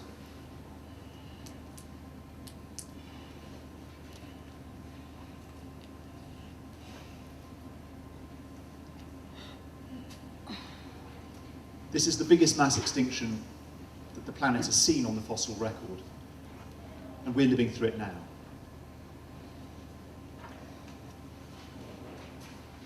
Our planet's very sick indeed. That patient is already teetering on the brink, and if it suffers another blow, it will die. Especially if that blow is sudden and severe. When you talk to most people, the medical students here did a survey of delegates and negotiators last year, and they said to them, do you think climate change is a problem for health? A very large number had no idea that climate change had anything to do with people. And those that did felt that it was probably something a bit to do with malaria, and, quotes, the WHO can probably sort that out. There's a lot more to it. As temperatures rise, bacterial doubling rates increase, which is why you tend not to get so much diarrhea from eating chicken in England, which is generally a pretty chilly place, and you do if you go to warmer countries, because bacteria grow more quickly. The risk of malaria in some areas will definitely drop as swamps dry out and it becomes inclement, but in some areas it will rise. These were data, bear in mind, from low to mid-range estimates from 10 years ago. And as I've explained, we're way past those low-range estimates. So bear in mind, a lot of these scenarios are pathetically lightweight. Things will be much worse. Red represents the certainty of malarial transmission, and this was estimates on low to mid-range risk in the next 50 years. Why? Because in warmer climates, mosquitoes can live. As the temperature goes up, the malarial parasite replicates faster inside the mosquito, so the mosquito becomes infected more quickly. And this applies to other things like dengue. The viral incubation period shortens, the breeding cycle of the mosquito shortens, and they feed more frequently because they're buzzing around a lot more when it's warmer. Higher temperatures kill. We are evolved as multi-celled organisms over 540 million years to a very niche range of temperatures. And as temperatures rise, mortality rates rise. So these are just deaths in the United Kingdom. As it gets warmer, people die more. And you can see that anywhere in the world. These are data from Delhi, just a few seasons showing seasonal changes. That as it gets warmer, people die, as it gets cooler, people don't. This is just a function of human biology.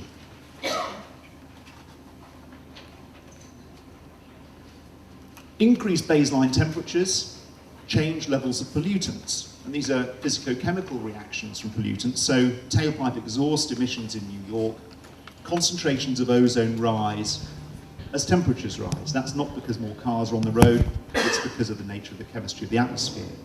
And ground level ozone is very harmful to the respiratory tracts of humans. We change the way in which plant pollen is released. Pollen seasons lengthen. They start earlier, they go on longer. Many plants produce more pollen as it's warmer.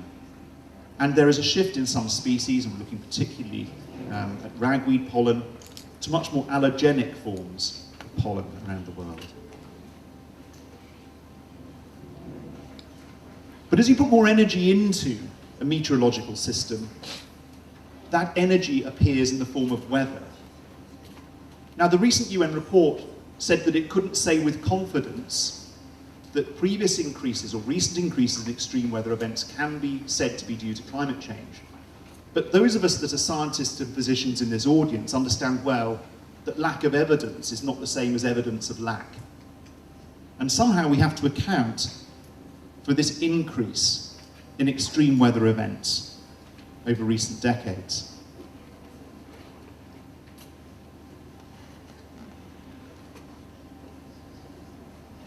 And even in the United States, increase in tornadoes.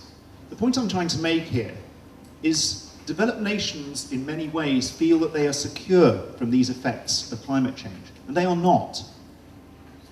Just as there's a global economy, we live in a global atmosphere, and every nation will be affected. I'm going to make reference to this report in the future. I just put it up there so that you know the source as we move forwards. Published in November of this year, last month.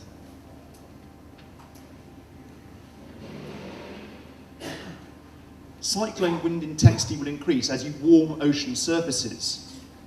Hurricanes become stronger. And we've seen strong hurricanes and the damage they cause. But we're going to see more of that sort of damage. We know that when you get these extreme weather events, soils become unstable due to drying, glacial retreat, sudden downpours, producing catastrophic landslide. These are likely to increase. High confidence. There's some myth about rainfall and climate that some areas will become less fertile because there'll be a little less water, it'll be warmer. Other areas will be more CO2, warmer, more rainfall, more crops. That's a nonsense, because even if you get that improvement in ability to grow crops, one sudden downfall, one big drought at the wrong time, and that crop is written off. And we're likely to see increases in severe precipitation events. And indeed, we are. I don't think we need to look further than Pakistan, which suffered horribly. A fifth of its land area underwater last year. Many, many millions of people affected and crops lost. We think of Vietnam and Thailand now, similarly affected, and their people suffering. Coastal flooding will worsen because of extreme storms, sea level rise, and so forth. This is likely to get worse. We're seeing these events already.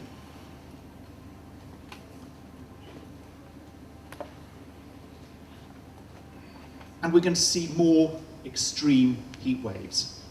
These are the anomalies for June 2010. Some areas cooler than you'd expect. Some areas, the red dots, very, very much warmer. August 2003, heat wave in Europe killed perhaps up to 75,000 people. And we're going to see more of these, according to that UN report. Look here. Very likely the length and intensity and severity of these heat waves will rise. A 1 in 20-year hottest day is likely to become a 1 in 2-year event.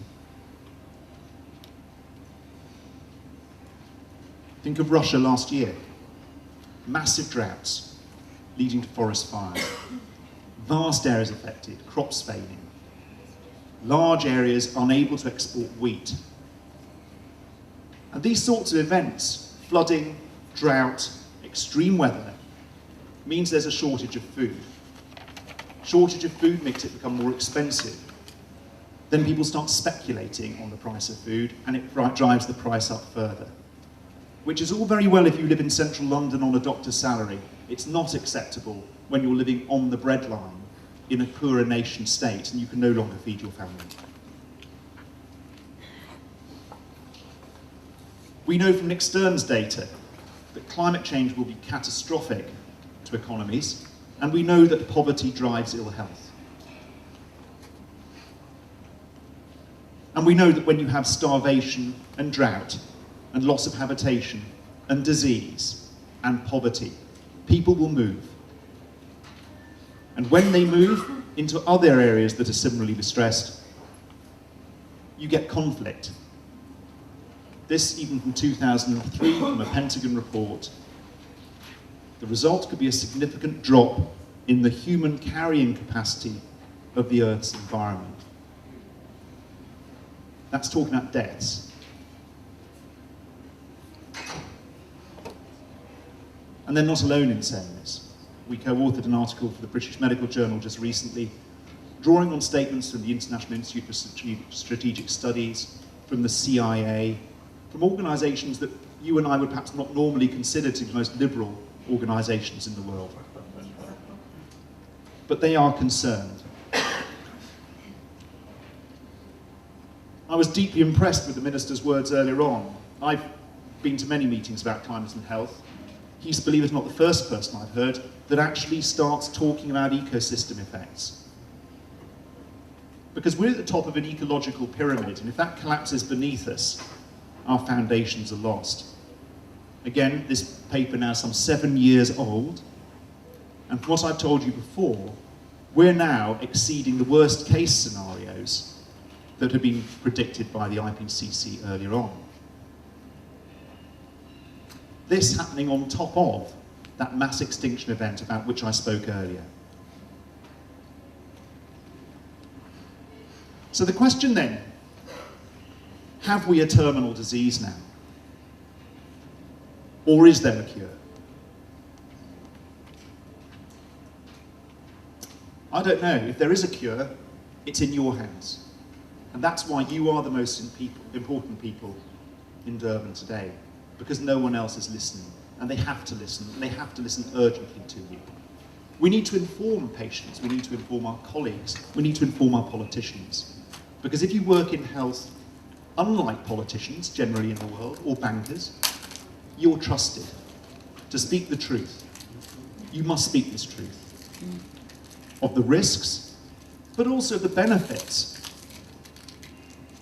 In Western worlds, if we substitute driving for walking, we get reductions in diabetes, obesity, stroke, coronary vascular disease, peripheral vascular disease, hypertension, depression, dementia, breast cancer, bowel cancer. As a Western white male in Britain, the second most likely thing from which I will die is bowel cancer. And any of you who've seen someone die of that disease, it's horrible. The biggest preventable cause is saturated fat consumption from red meat and red meat consumption. Reducing those, taking more exercise, benefits the planet, and it benefits the health of our country, it benefits our health economics. We have a good selling point here, and Andy Haynes will be here this afternoon to show that not only does this apply to Europe, huge fiscal savings, but he modelled this around the world for different countries, of different levels of poverty, different cities, and showed, I won't go through these in detail, except to say, very big advantages wherever you are in the world.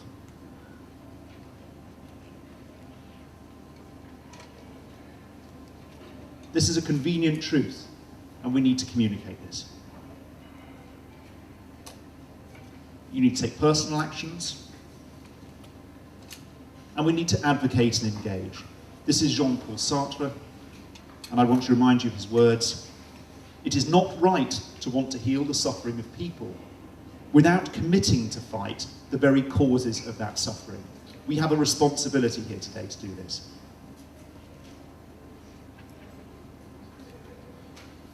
We have a responsibility not to sit on the sidelines of these negotiations, to think that we're marginal to them. The health message is central. Our politicians must understand that people are suffering and dying now, and that very, very, very, very many more will suffer and die in the future unless they act now. The talk about delays for 8 years are a frank nonsense, and we must say so to our ministers and to those that we know. These are personal thoughts. I'm not going to suggest that they're the thoughts of this conference, although there is a conference statement I'd encourage you to read and sign. We need to know what we're missing. We need to fill the gap. We need an urgent negotiated deal that's meaningful. We need to measure where we are. We need to put the money into the system. We need to make it available to those countries that need it. And we need to give them power over its use. And we need to sort out deforestation. Those are just headlines. They're personal views, but I think you may or may not agree. And we need to stand up for what's right. Waiting for everyone else to do something before you do does not show moral leadership. So, from where I come from, the EU, in my view, should just go ahead anyway, making its reductions. Finally, this statement will be circulated, is circulating. Some nation states have already signed up to it. We're asking negotiators in their opening plenary sessions to start their negotiations with these words. We'll circulate those for you. It will show solidarity amongst those states to say this is a matter of urgency. The point I want to make is that if we spend another 8 years with 40,000 delegates coming to COP processes such as this, neatly drafting a prescription for our planet, the patient will have died by the time we finish that prescription. And that matters. And it matters to me, and it matters to me personally. This is Fergus. He's my youngest son. And I love him every bit as much as you love your children or your grandchildren. And if you're not going to do this for other people's children, you must do it for your own. Because let me remind you, this isn't a joke. I think I've got Homo sapiens. Don't worry. They won't last for long. Thank you for listening.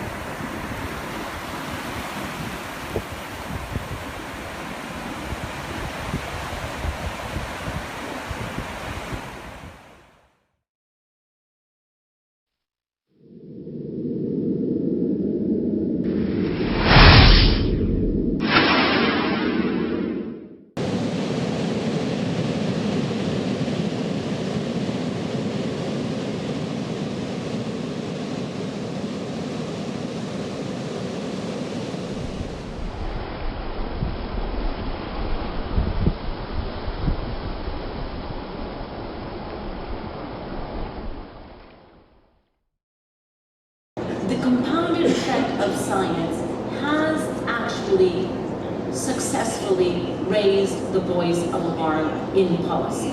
Otherwise, frankly, the governments would not be here, 194 countries, still committed to what is an exceedingly complicated process. And that is to bring 194 countries, each of which is completely unique in its national circumstances, completely unique in its natural resources, completely unique in its economic development. 194 completely unique circumstances coming around the table to be willing to engage in the process of collective construction of an agreement that is going to be applicable to all countries. And they decided that they were going to do that several years ago. They have maintained themselves on course. Every one of the mileposts that they had set for themselves has actually been achieved, or in fact achieved even earlier than that, and they are still on course.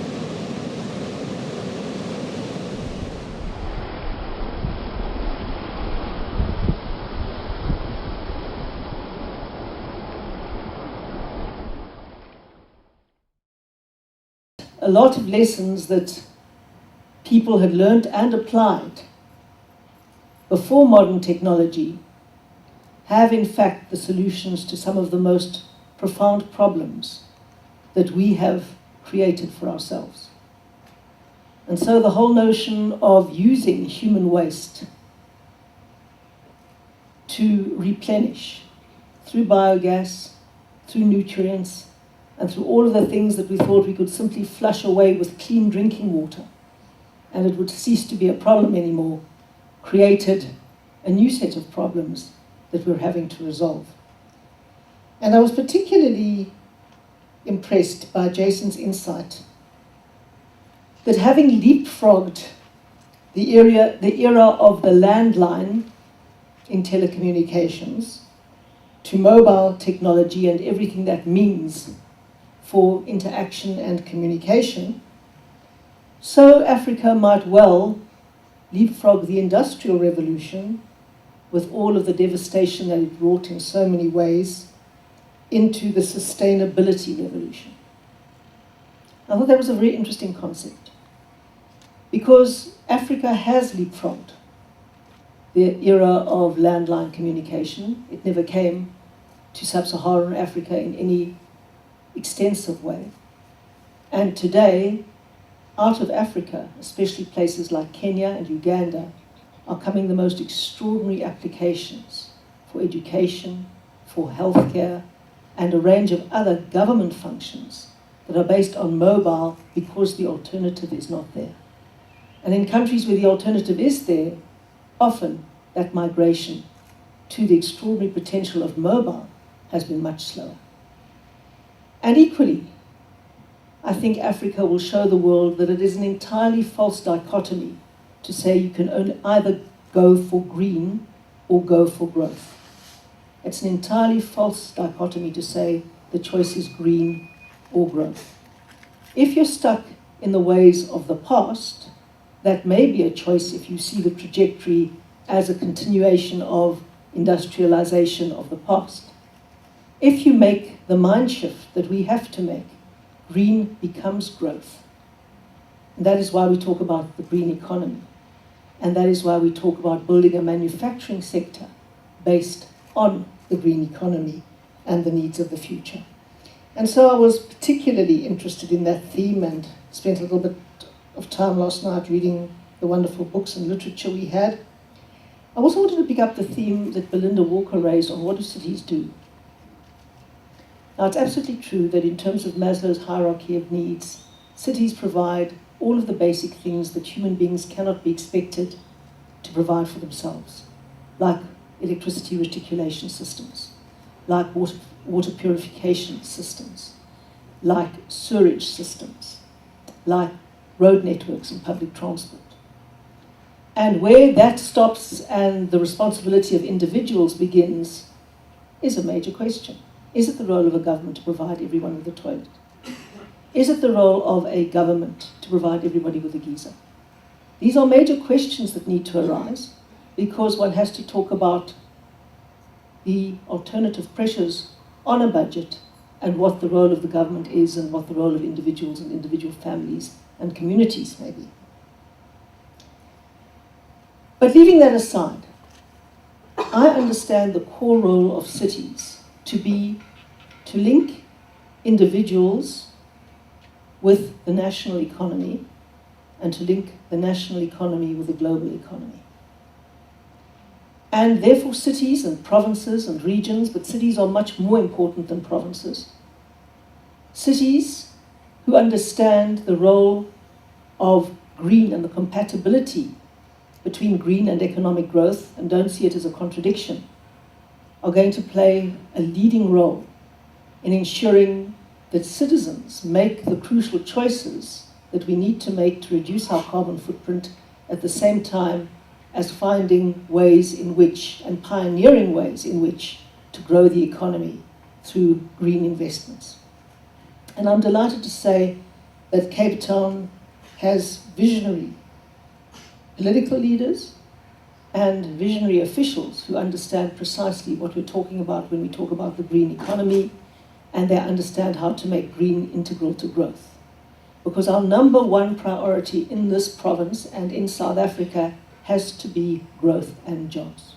I was fascinated to read on page 6 of the Cape Times that wind is now the cheapest form of electricity generation, with an average price of 89 cents a kilowatt hour compared to 97 cents per kilowatt hour for Eskom's new coal-fired power stations.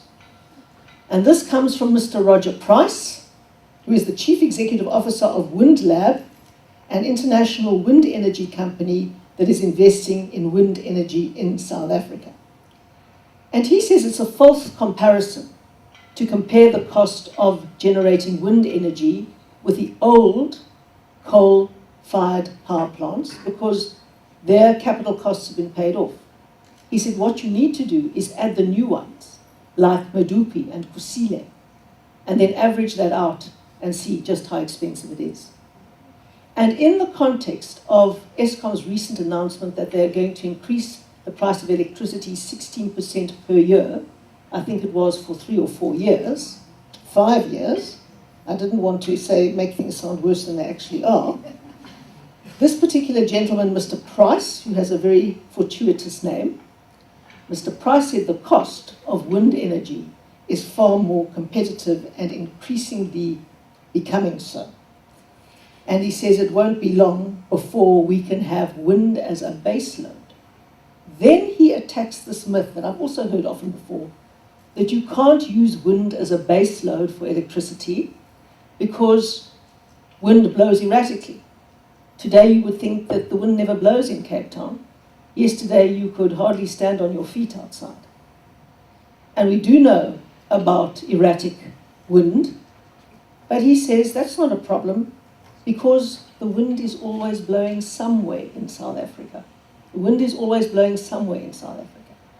And he says when you look at a wind map and you see the strategic locations of all the places that wind is blowing, you will see that there is never a time when wind isn't blowing somewhere.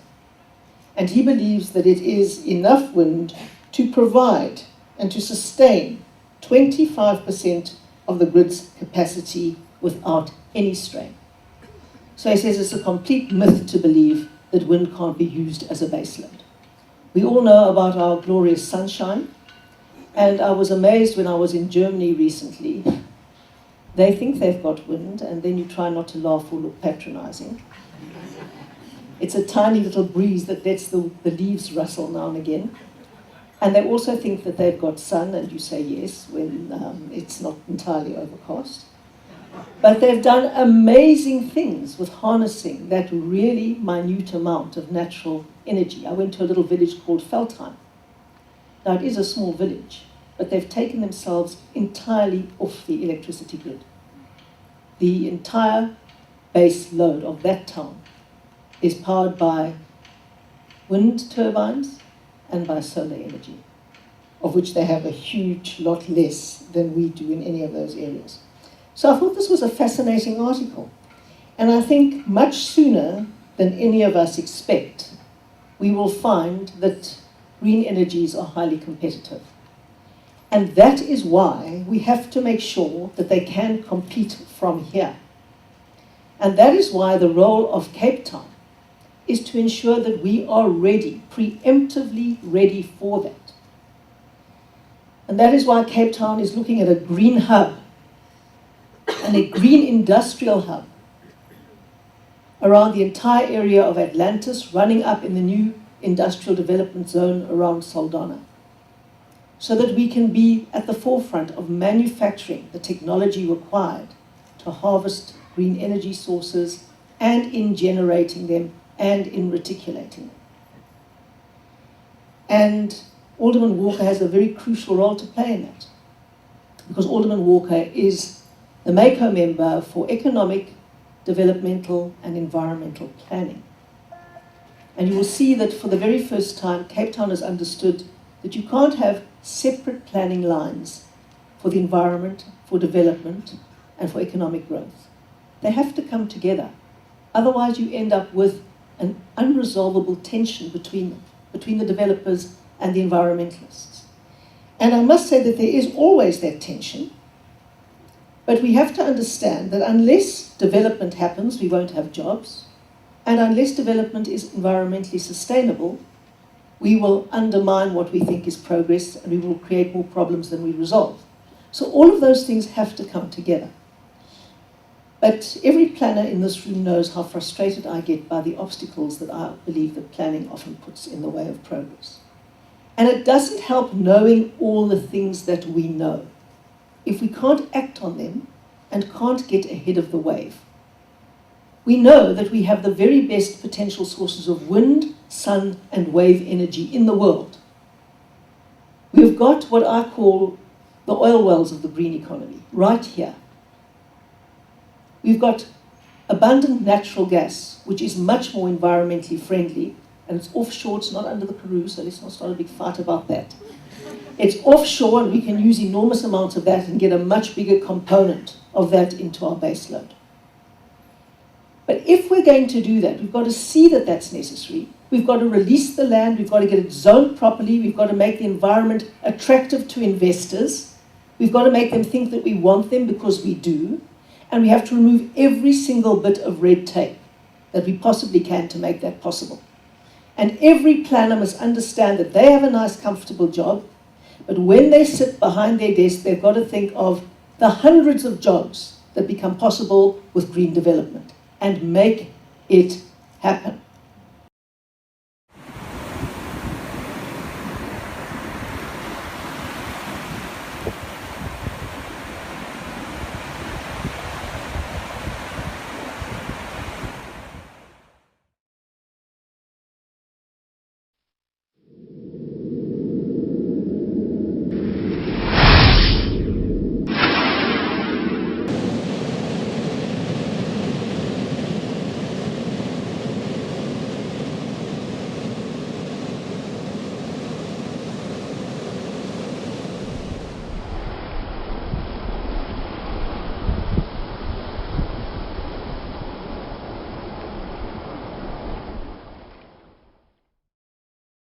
I'd like to see us save a lot of the world. I like people, I am a person, but I'm also a citizen of the planet. It's going to be a race to see whether or not we make it or not. The other thing that we need to push is the enormous economic opportunity for this generation of investing in energy, clean energy. It's massive. Obama talked about it in the election, but it seems to have been forgotten about in America over the last 2 years. whereas China, they're putting billions into this, to the benefit of the world ultimately, but they really are romping ahead now of America. Business from both of your perspectives is strong, but for renewables, for moving down a path to abate climate change. Yet it hasn't really caught on in China, but not in America and not in some other countries where it's really important that there is a real commitment.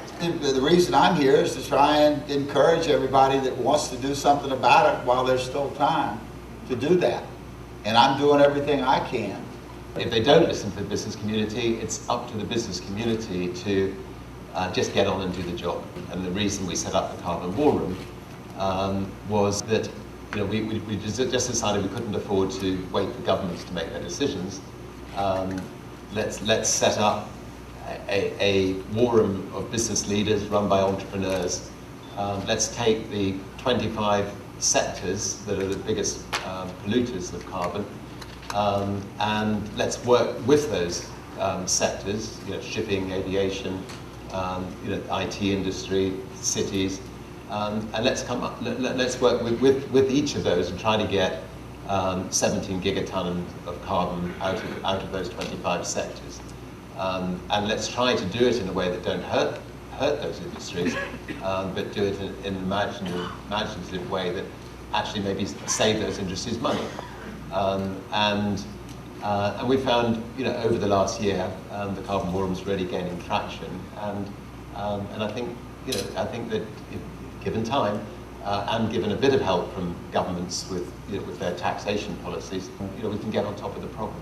You were saying in time. Do we have enough time for an innovation to drive the market to where it really needs to be? We're getting the airline industry together, we're getting the shipping industry together, we're getting the IT industry together, we're getting the cities together, and when you actually sit down and look at all the best ideas, what's happening in China, what's happening in Japan, what's happening in Vancouver, and you sit down just like as businessmen do and think, right, how can we drive 25% costs out of the industry, and how can we how can we come up with ways of powering our energy in a clean way. We're bright, intelligent people. We should and can do it with enough determination.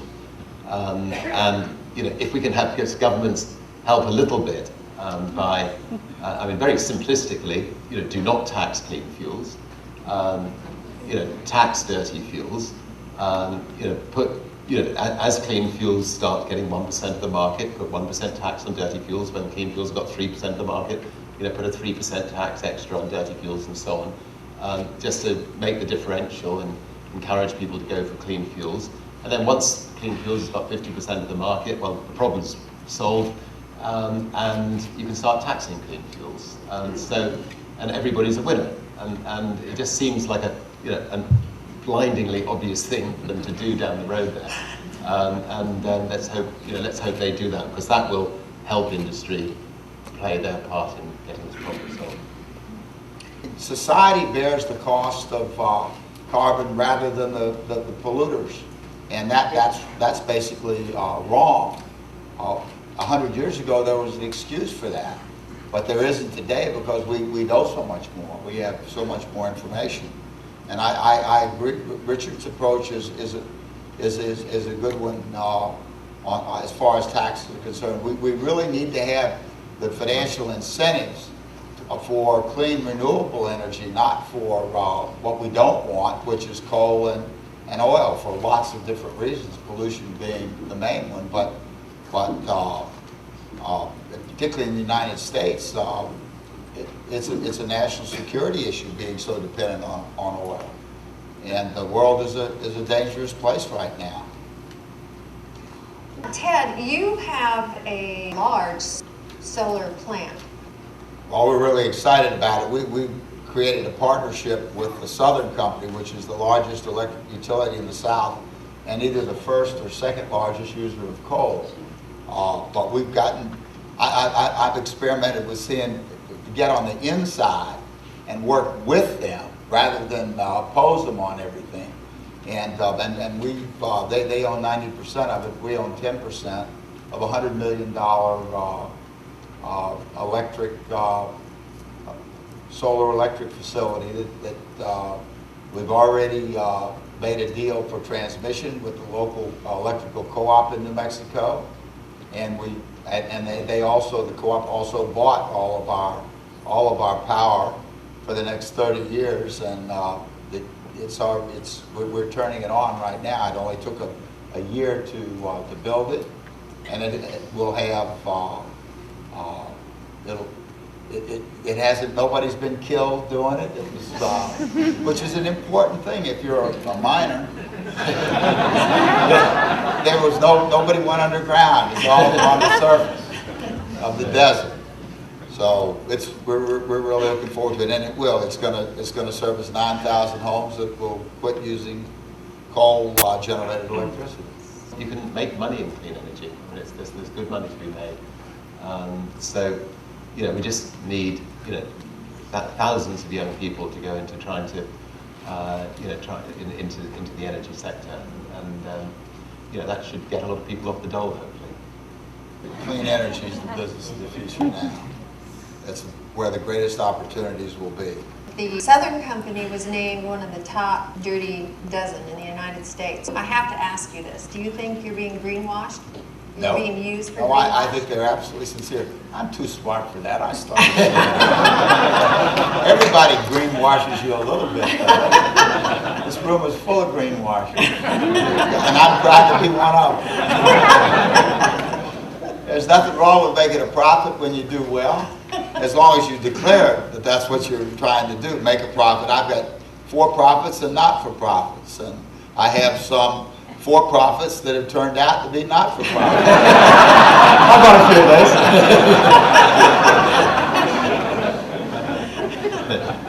those. We might as well keep our sense of humor, too.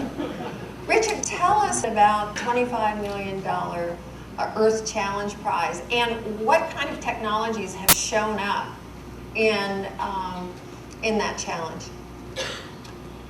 Yeah, well, the prize we set up. I mean, prizes have been a very effective way of sorting out problems in the past. And the longitude prize, saved thousands of ships from going to grief on reefs. The X Prize resulted in commercial space travel. The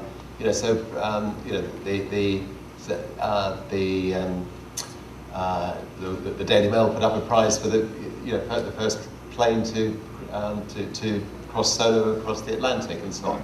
So prizes are an effective way of getting attention and getting people to do things. There was nobody in the world really incentivized to think, how can we get carbon out of the Earth's atmosphere, or a large amount of carbon out of the Earth's atmosphere.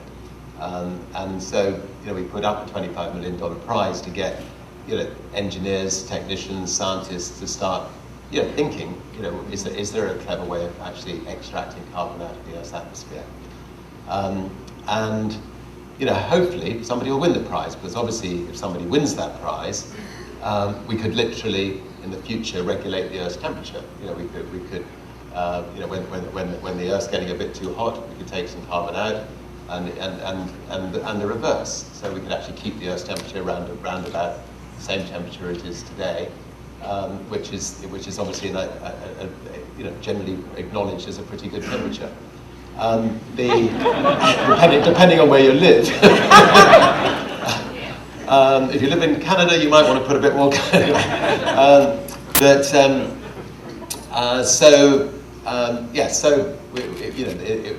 We've had it out there for a couple of years.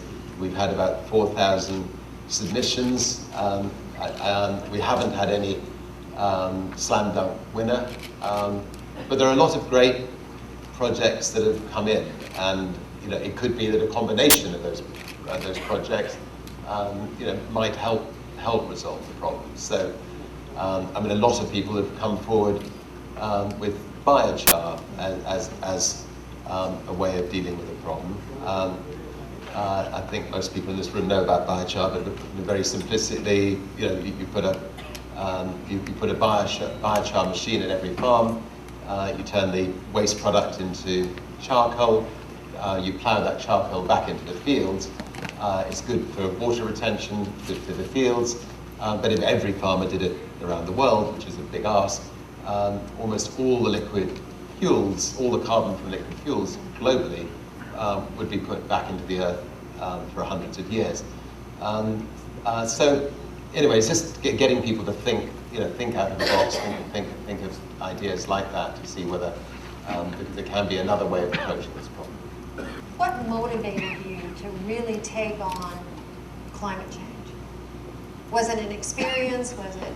Well, when I started CNN, the editorial decisions rested with me. I was the one that made the decision to leave our news crew in Baghdad when the first Gulf War started, and we covered it from behind the lines. The first time in human history that a news organization had covered a war from behind enemy lines. So I thought a lot. I said, this is responsibility. You've got to think a lot. And it popped up after I thought about it. We've got to end the Cold War. We've got to get rid of nuclear weapons. And we have to take better care of the planet. Not just, there are a lot of other problems. The overfishing in the ocean, the oil spills, pollution. There's a lot of other environmental problems other than climate change. That's just one. You got to deal with all of them. I mean, it's, if you've got a good heart but you don't have a liver, you're going to die anyway. You need all the parts to make your body work, and the world needs all its parts to work properly too. And it's not going to work properly without gorillas and pandas and crocodiles. And I've got bumper stickers on my cars I had made up years ago that save the humans. But really what they should say is save everything, because you have to save it all. Either we're going to save it all or we're going to lose it all. And when you left CNN, they got rid of the I didn't environmental leave. department. Is They that dragged me out, kicked me in. I haunted them for 3 years as vice chairman with no duties. But they eliminated the environmental reporting department. Is that correct? They let 18 people go, the whole thing, and just covered it with their regular reporters. But I thought the environment was important enough, and it was the first environmental unit with any broadcast network in the world, to what I was told. Richard? And that was 20 years ago. 20 years. 25. And they have not reinstated a real environmental reporting In the United department. States, they're probably not even covering this conference. They did an interview upstairs, but that's for CNN International. I said in the United States, the domestic feed. No, I could be wrong. I hope I am. Maybe Richard, somebody's what watching. motivated you? What motivated you?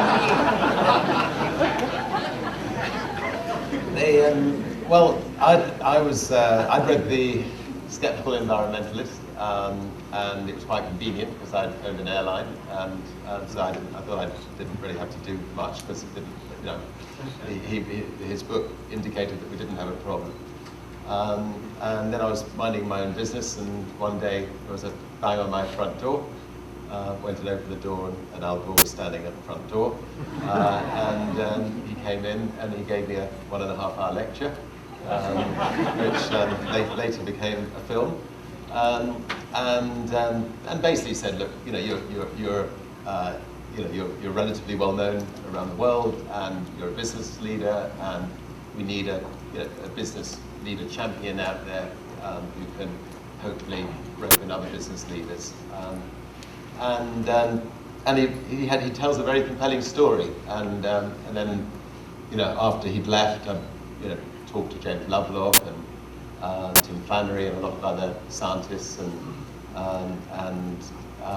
began to get very concerned and felt that we needed to do something about it, which is when we made our airline pledge, and we've taken quite a lot of time and energy and resources since. But so I suppose I shouldn't have let him have my address. I don't know.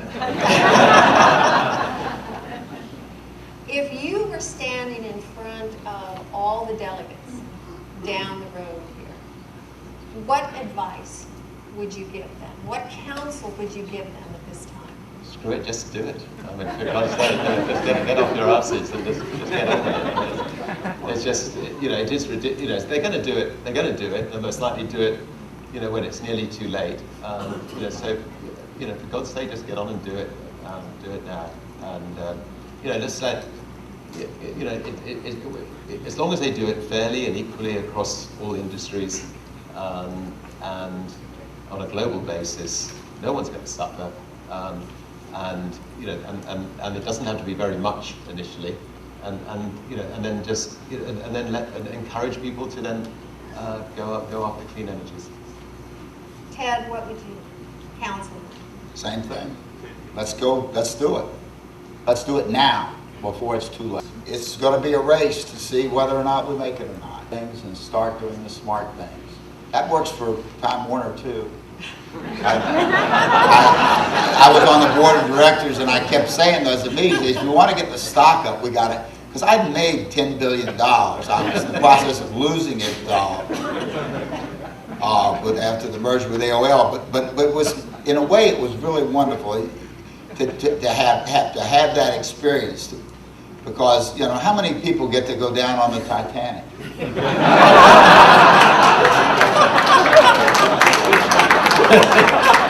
And live to tell about it. And laugh. With pain.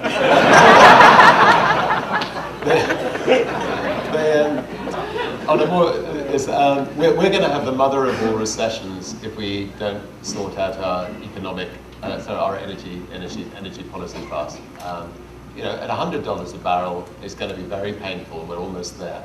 At $200 a barrel, we're going to be, if we think we've got a bad recession today, in 5 years' time, we're going to, unemployment could go, 15% without any difficulty at all in America, and it's going to be unbelievably painful.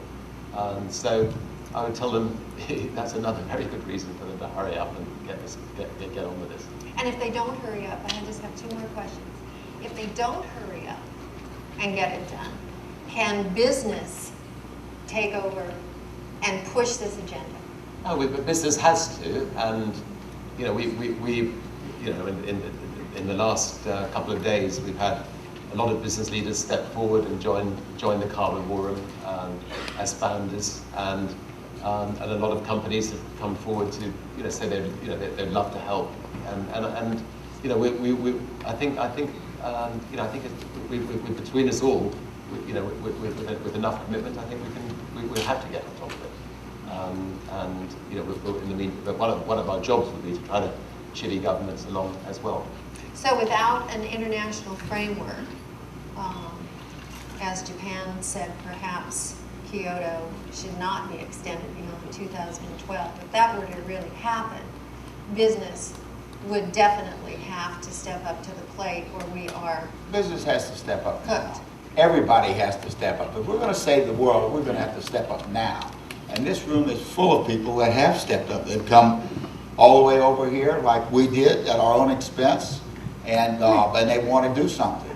And we know what needs to be done, and we know how to do it. We just got to get our governments to and our businesses to actually go ahead and do it. A lot of them have done. Look what Walmart's done, just a remarkable amount of wonderful work. And they did it a long time ago, before the war room was even started. It's a lot of fun. It's a lot of fun trying to do it as well. Sure, it's a real fun challenge of our lifetime. I go out and rub those solar panels. I love it. I forgot my first solar panels 25 years ago on my ranches to electrify the fences so the bison wouldn't go through them. Bison don't pay much attention. It's hard that we've got to the age where we like to rub solar panels. Solar panels.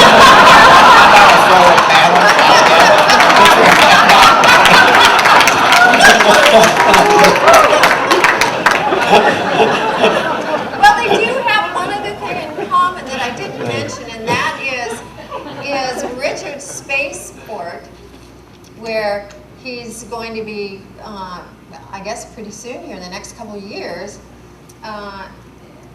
sending people on space flights. That spaceport is right next door, the next property, neighbor of Ted Turner's Armadeus Ranch. And I'm just wondering how you're going to abate the sound. Anywhere in America is next to Ted's property.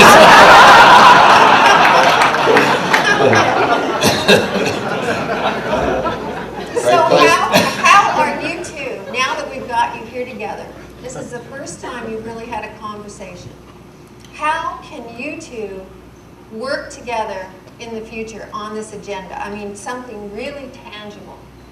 Well, we're working in the same vineyard. We're toiling in the same vineyard, and we're in contact with each other, and we keep up with what we're doing, and you know, anytime we can help each other, we'll do it. And when I'm next down at the spaceport, I'm going to rub his solar panels. Thank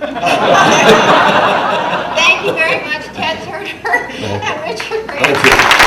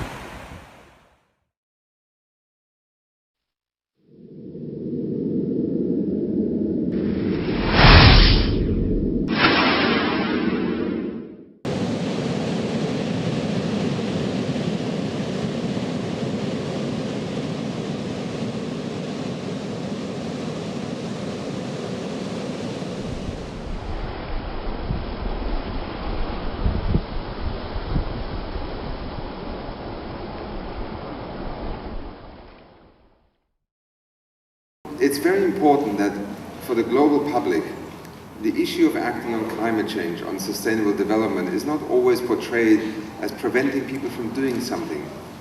First step is to do things more responsibly. Secondly, to look for more intelligent answers. And then you can, from there on, begin to develop a whole set of steps. Our work in the Climate Change Convention is not about stopping people from doing things as a kind of global regiment. It is to enable people to do things more efficiently, in a less polluting manner, and also in a more responsible manner. And certainly the consumption of meat on the planet in its current expansion is having a significant pressure factor on some of the world's resources. And that is a matter as much of increasing consumption as it is also of an increasing number of people consuming these products. And that is a challenge we have to face. But again, I don't think the Climate Change Convention has either the right place or has the mandate to prescribe dietary regimes of our global population. But as part of addressing climate change, we all need to be conscious of how as consumers we can make a difference.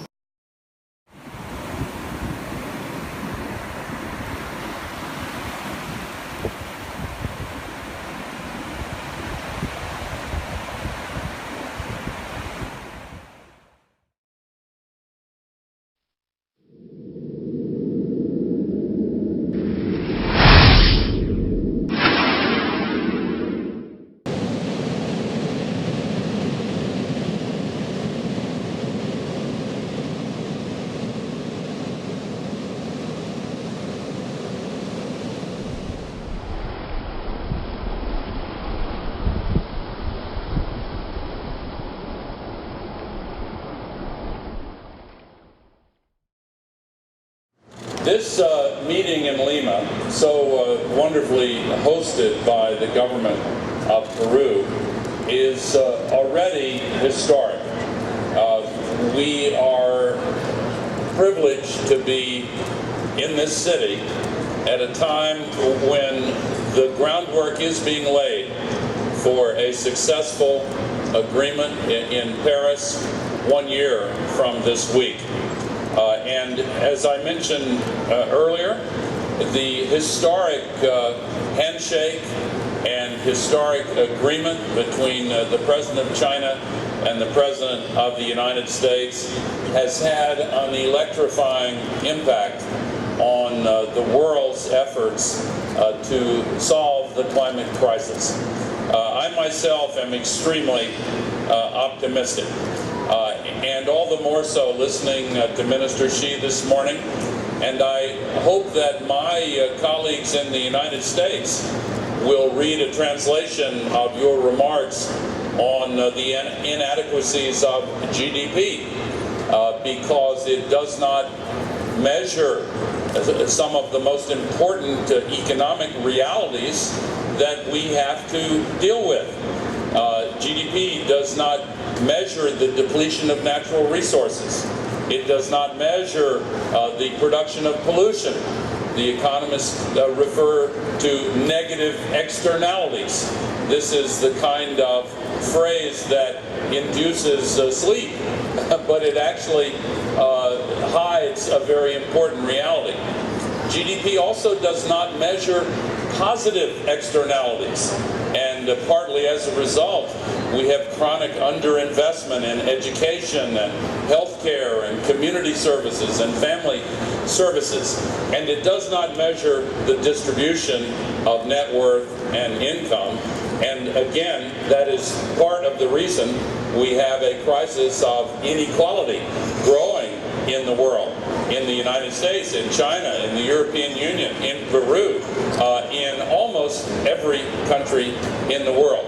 So we need a better, more accurate way of measuring whether we are going in the right direction or in the wrong direction. Here in Lima, we are at a fork in the road. One way leads in the wrong direction, the other leads in the right direction, toward Paris, and then from Paris toward a sustainable future. It is important that we are joined not only by representatives of governments, but also representatives of NGOs, and critically by representatives of private companies and public sector companies, many of whom are now leading the way and producing an important source of optimism as they invest in renewable energy, solar energy, wind energy, energy efficiency, sustainable forestry, sustainable agriculture. These new patterns of economic gain will mark the road toward the future. Already, if you look at the 100 largest companies in the world, 60 of them have set clean energy targets. This is especially important because we face another fork in the road. We must turn away from continued obsession with carbon-based energy and turn toward the energy sources of the future. And we must incorporate sustainability principles into business plans as well as into government policies. I know that there are other speakers, and I will keep my remarks brief. I will have the privilege of making some longer remarks here during these sessions, but before I close, I would like to refer to three poets. One who wrote in the Chinese language, one who wrote in the Spanish language, and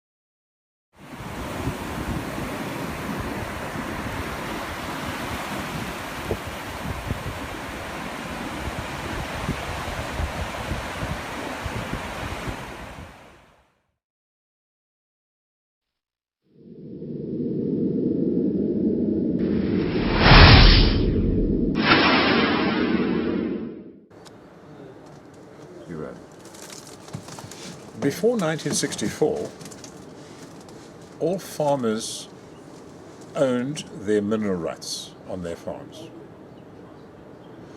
The new dispensation came into being, and very soon after they came into being, they then rewrote that whole section, and everybody lost the mineral rights of their farms to the government.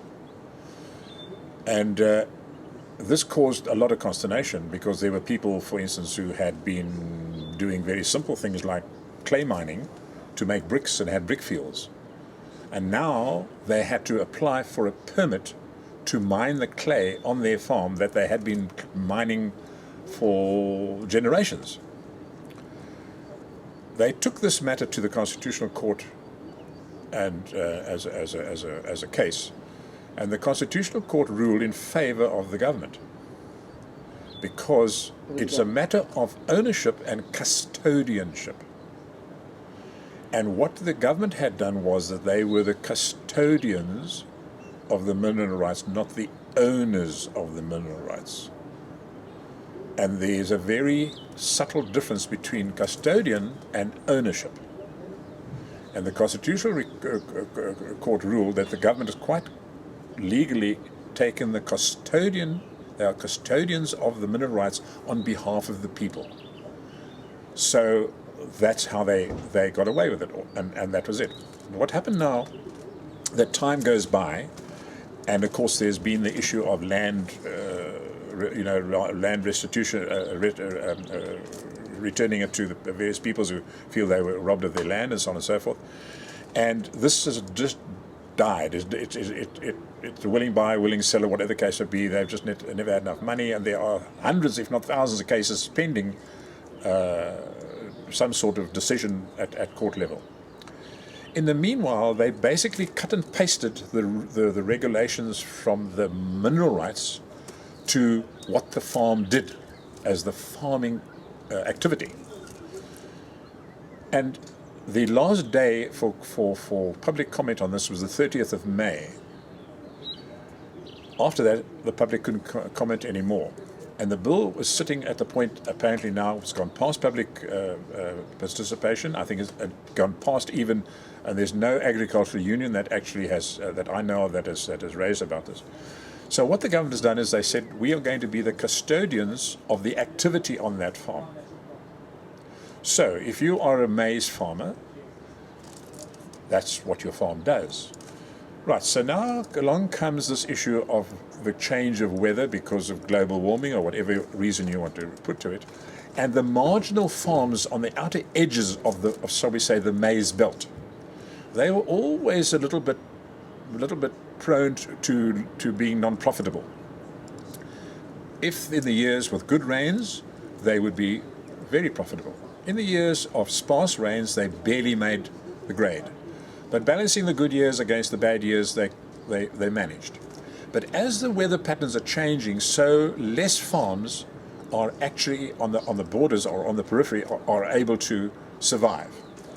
So let us say Farmer Brown is now getting to the point where a few years is just not managed, or he's just barely managed, and he then decides, well, maize farming is just not on. So he decides to, say for instance, have sheep or anything else. Now he has to apply to the first government level, or shall we say the second government level, which would be your what do you call it? You've got municipal level, and then you've got provincial, and then you've got central government.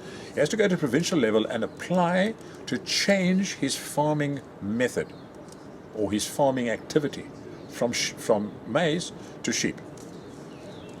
He can't change until such time as an ad hoc committee that then gets put together to handle all the different claims for that area gives the okay and agrees to it. So there is no permanent committee that he can go to on day one and say, can I have a decision by the end of the month, because I've got to go and plant or not plant or get sheep, or what the case may be. This ad hoc committee will meet when it has enough requests. If they turn his request down, he then has to apply to an ad hoc committee at government level, a second committee, which again will be then constituted to handle those claims which were turned down at the first committee level. And if they turn around and say, no, sorry, food security, we deem that you've got to carry on the millies, he will carry on the millies. And the bottom line of this is that they have become the custodians on behalf of the peoples of South Africa of what those farms do. So in a twinkling, without paying out a single cent, they have basically taken over the farms of South Africa. So now we have a situation whereby they can force that to happen, and there might be some good years and the millies will grow, and some years the millies won't grow. So the farming activity simply cannot just be changed.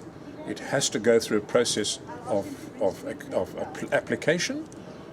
Ad hoc committee will listen to it. If they agree to it, then it can be done. If they can't agree to it, it goes to application further up the line to central government level. What you're saying is almost unbelievable, and I wonder, we're meant to be the people who actually appoint these people, and yet they seem to be working against us all the time. What are we doing?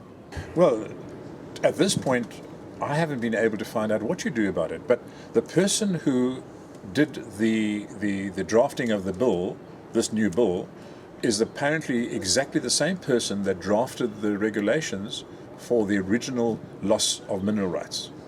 So all they did was basically change the wording, where previously read mineral rights, it now shall we say farming rights. I'm not quite sure the actual nomenclature, but it was literally a cut and paste job. And so it went through the government, because at this point the South African government is besotted with the idea of it being for the people, being for the people in water rights, and being for the people in all sorts of things. But it doesn't actually really, I believe, understand the unintended consequences of what it does. And we see that regularly around us. So right now they've basically caught, by my reckoning, they've caught all the farming associations and everybody literally by the short and curlies. And whether there's going to be some sort of a lashback, or there's going to be some sort of an issue about that will come out in the wash. But this was the 30th of May came and went, and I have not been able to pick up on the news media anywhere that this has happened. And that's why I say that very often the government does things to take the focus off of what they really are really doing. What is the underlying motive? The underlying motive is that at the end of the day is the given underlying motive is that it's for the people, and therefore they are guaranteeing, they are wanting to make sure that there's food security. There will be enough millies, for instance, or whatever the crop happens to be. Or enough GM millies. Well, that's the other point. Is the millies in inverted commas? You see, that's the other aspect. So there are so many layers that go behind this aspect around these decisions, and that's governments all around the world, not so necessarily here. There are so many lobbyists that go on behind that who knows what the ultimate outcome is going to be if it's not always put down at the hand of greed and monetary aspect about it, and it's hiding under the cloaks of food security. But it's a serious problem, because literally now a farmer can't change his method of farming without going through this very laborious process. What happens if they just did it? Well, that's not very clear. It would appear that you then be in infringement of the Act, and of course there would be a series of penalties attached to that. It would be the same as if you decided, well, I'm going to go and mine the clay, I'm not going to get a permit. Then what's likely to happen is there'll be a whole prescribed set of penalties that will come into play, and literally you don't have a leg to stand on, because they legislated, it's gone through, it's been signed into power by the person or the authority who was in authority at that time to sign it, and it's a fait accompli. So the next thing, it would be a matter for the court, and the court really would have his hands tied, because it would be a blatant breaking of one or other of the acts, the conditions of the Act. No, there's a phrase in the Bible which says, "We fight not against common cause, but against the powers and principalities of evil." And when you look at it, behind every single one of the things that we've discussed today, there's always been something like, in the end we come back to this whole thing, that there's something working that's manipulating the governments of the world. Yeah. And they're all working against us. Yeah. And when we were in the other meeting, it seemed like we were obliged to just put up with it because they were too strong, too powerful, and all we could do is like chip away at the beginnings of them and try and get more and more people to understand how bad the situation was.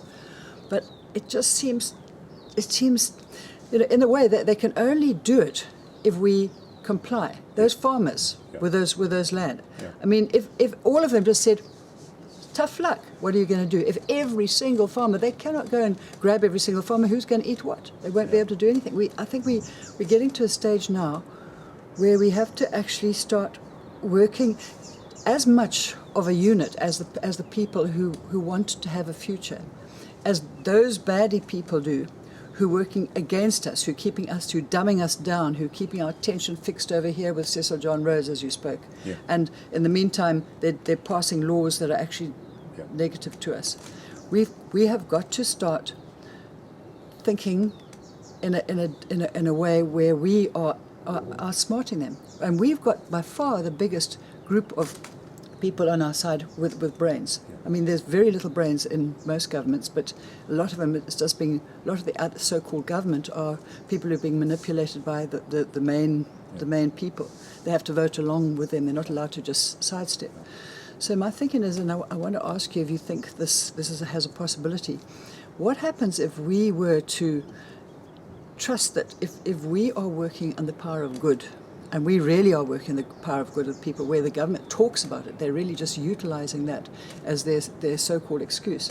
What happens if we really, really do start to work together as a people, intent upon creating a future that is good for our children and for our planet, and start to coordinate better? Because I think, I cannot believe that if they have not got the compliance or apathy, whatever you like to call it, of the bulk of the population, or even a significant amount of the population, that they can still get away with running the system that they're running, where they are basically poisoning us, destroying our assets, changing our food. And I believe that the whole Monsanto thing is basically a bid to try and starve us out, because once they control all the food seeds and make sure that the food's not nutritious.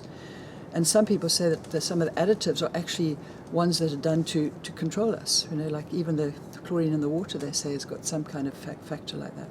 So how can you think that this would even have a chance of success? Because I can't stand it that we just got to put up with it. It just bugs me. I think that there's a short answer and a long answer, Julie.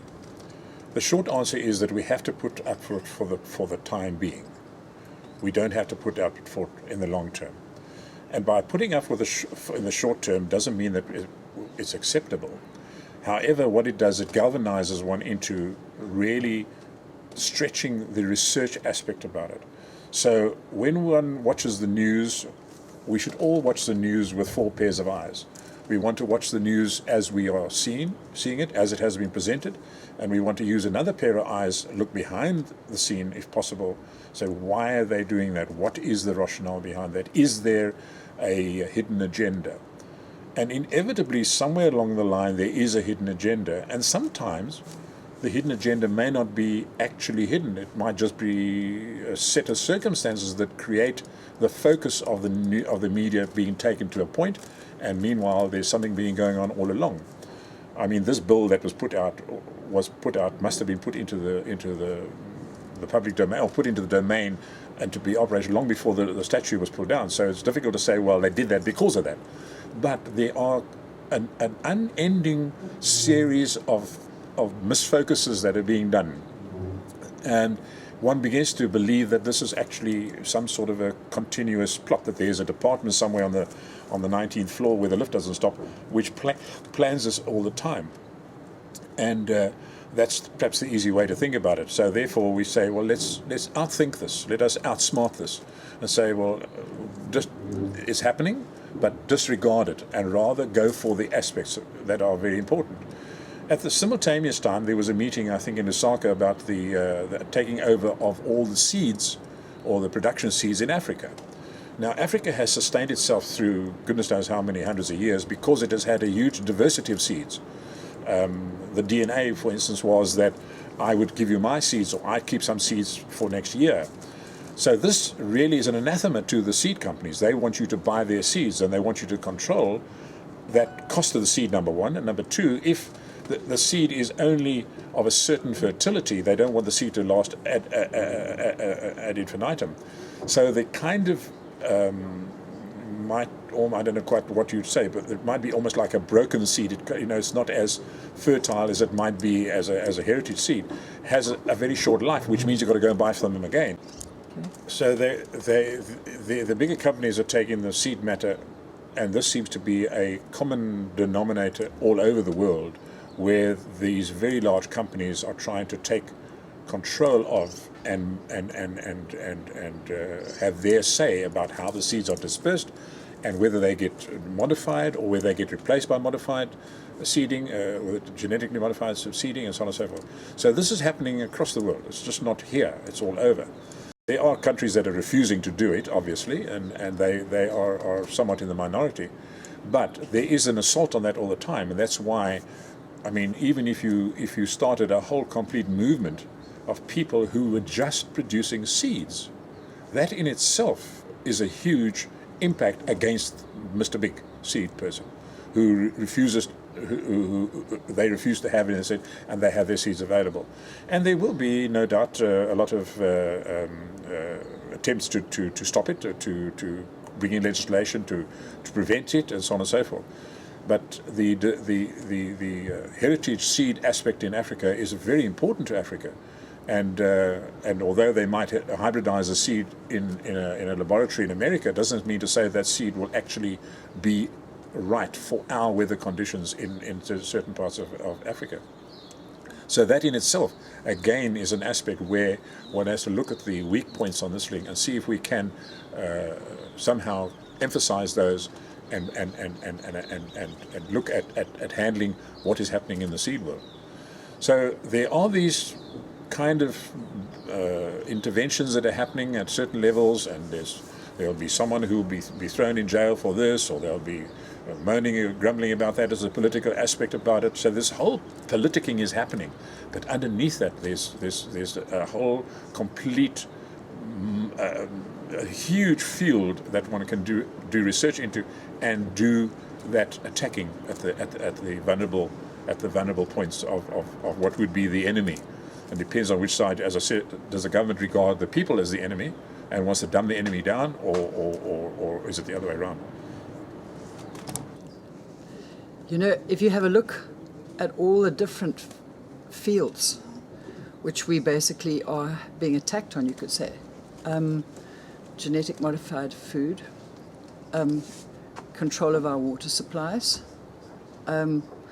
they've said they want to commodify the sea, and they've basically taken over the rights to our what we're allowed to put out. The latest thing here in this country is we're not even allowed to use natural medicines anymore. We're obliged to use pharmaceutical medicines, which may give us a little bit of an indication as to who is behind some of this, because pharmaceuticals, as we well know, are often they're not what they seem to be. They appear to cure us, but quite often all they are is to create us into long-term customers that are going to continue to have the problem. So when you look at all the different aspects, plus the continued use of oil and the way that all the patents of anything that could prevent us having to use fossil fuel keep on getting bought out, like the electric car in the year 1950, which was bought out 2 years after it had come out, when it would have been by far the most practical solution to a world which was getting overheated with carbon dioxide from vehicles, and even the way that our government now is concentrating on nuclear and building more coal-fired power stations when we're sunny South Africa. It speaks volumes for the degree that they're prepared to go to, but it also speaks volumes of the degree of stupidity that we the people have, that we can actually just not see that something bad has been happening here, that these guys are not working for us. There's too many fields. Now, I think that in a way, I'm hoping this is the Cecil the lion, that of of the whole lot. They've just hit us on too many fronts. And now is the time. If we definitely at this moment in time, especially when I see that film that we saw about the Arctic guy, we definitely are facing what I think could be very serious repercussions of just sitting and allowing the governments to dictate these things. And we've got to find a way somehow of getting out from the control of people who have got malevolence at their core root of what they're trying to do. Well, you see, as you rightly said, there are such there's such a broad assault on the peoples of the world that are not in power. I mean, there's out of the population of X billion, the amount that are actually in power are very small, but yet they wield an incredible power and everything over the populace. But I do believe that there is an awakening happening. There is an awakening happening, and one can only, I believe, at the end of the day, continue to light another candle in that world, light another candle in that world, because at the end of the day, as they say, the worm will turn, and when the worm turns, then all hell will break loose. And we are seeing, for instance, that people are marching against food prices, people are marching against all sorts of things which they wouldn't have marched against a couple of years ago. There's this massive migration of immigrants that are going into Europe. And the numbers given on the BBC, I think last night or night before, that would be 1 in 100. 1 in 100 of the population of Europe would be the number of immigrants that have gone in. Now that is a significant percentage. 1% sounds not a lot, but it's actually a very significant percentage, because all those people that are going in there will be people that will be working. They will try to earn their living as regular workers, flipping hamburgers or whatever the case may be. They're not the privileged that can have big money behind them. So in effect, their 1% as a population represents a much greater percentage in terms of what their impact would have on society. Then there's the whole aspect of languages and so on and so forth. So right now, the European Union are having a huge problem to grapple with this issue, and how they're going to handle it is going to be very, very revealing. And there doesn't seem to be any stemming of the tide that is moving out of the different countries as far as Pakistan into Europe. They see that as their solution. My personal view is that it's like people seeing it as a solution to move into a city. In fact, I don't see it as a solution at all. It is actually the reverse of that. But at this point, there are so many attractions in the city which are materialistic and which act as the bait for people to move into it, that you're not going to easily put your hand up and say, sorry, you're making a wrong decision to move in the city, you should go back to the country. As the change in the lifestyle possibilities in terms of health become more apparent in the country, then you will start to find a migration, I believe, in the reverse direction. And I think that migration might well be people who are much more educated, are much more capable, and their funding or whatever they're going to do in their move out will actually have quite an impact around where they've moved in the people that are there, that are still left behind. And I'm hopeful that this would actually generate a secondary reverse over time. I might still be alive to see it happening, but it's going to happen where it's going to be found that the city is not a good place to be in. It's crime, and it's this, and it's dirty, and it's mucky, and you've got to stand in traffic. And the more difficult it becomes to live in the city, the more people will say, hang on, I want to get out of here. And there are technologies available that are making it very, very easy for people to move their method of work, as long as they can link onto the internet, and move out of the country. There's actually nothing that stops them. So this also is creating a secondary wave, which is slowly but surely moving there, and people say, no, we're going to get out of here, we're going to move into there, and we have our connection, and they still have their connection around the world, but they will suddenly see things in a different light. Because when they're in the city, they see things as a city type sees it. When you're in the country, you start to see things as the country type sees it. And that is a different viewpoint whatsoever. And as those viewpoints collect, my hope is that will start to generate the kind of changes that we hope. When we spoke to Professor Wadhams, he seemed to think that what we speak about now in the terms of 1 in 100 people going to Europe, when the real pressure of shortage of food and potable water becomes more and more strong, that there could be massive migrations. In fact, in the original broadcast that he gave at the Peru conference in COP, when one of the interviewers said to him, but you know, surely if everybody, the world we'll adapt to be able to suit the changing weather conditions that you're anticipating are going to happen. And he said, yes. He said, but it won't be able to support in the new system way, it won't be able to support so many people. And so the interviewer said, so how many people would it be able to support? And then he said, a few thousand. So you can see that basically, if it happens anyway, like they anticipate it could do, with the changes of climate becoming too extreme, that there would be even much more massive migrations, and it could be far more chaotic. And one thing that really worries me is that I just don't want to not have tried everything that we can do. And I feel that in actual fact, we do have what we're doing here on this series is trying to make people understand that there is some extraordinary things that they can do, that they actually have. Once they have the understanding of what's going on, they can utilize their own intellect to try and find ways of being able to produce a different way of our lives. And if we get this correct, then instead, when big changes start to happen, instead of panicking like crazy because now the supermarket's not working, you're not getting petrol in the petrol station, the money's just collapsed because China's decided to throw it into some kind of collapse, then instead of panic and everybody starting to fight and become violent in the way that humans can do when they're faced with situations which they've never ever encountered before, I believe that if we've set in place a whole new idea of how systems can be, that they will just start to adopt those systems more wholeheartedly, and they'll find that in actual fact they're now living in a world which gives them a hell of a lot less stress, much healthier lifestyle, much more time to be with their children and have more leisure. And I think that in actual fact, when you look at the situation as I see that it could be if we had already changed our lives to be in harmony with nature, you actually would have a far, far nicer way of living than you have now. So even if the weather changes don't happen to the degree that they might happen, it's really, really worth introducing these other systems anyway, because we are living, we're the ones who are at the better end of the equation when it comes to what's happening to the planet.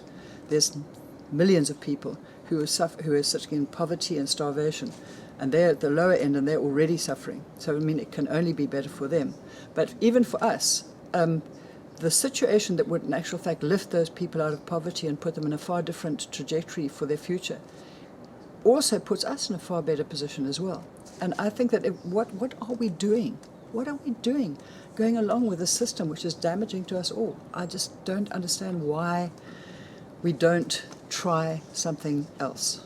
And that's what I'd love to see. I know it sounds drastic, and I know it's going to be against the wishes of the corporations that rule the planet, but in the end, those close corporations are also people. And they've also got families, and it's their family's future that's being eaten just the same as ours. So I'd love to see it actually happen. And I'd love to see us dare to try to make it happen, if we could.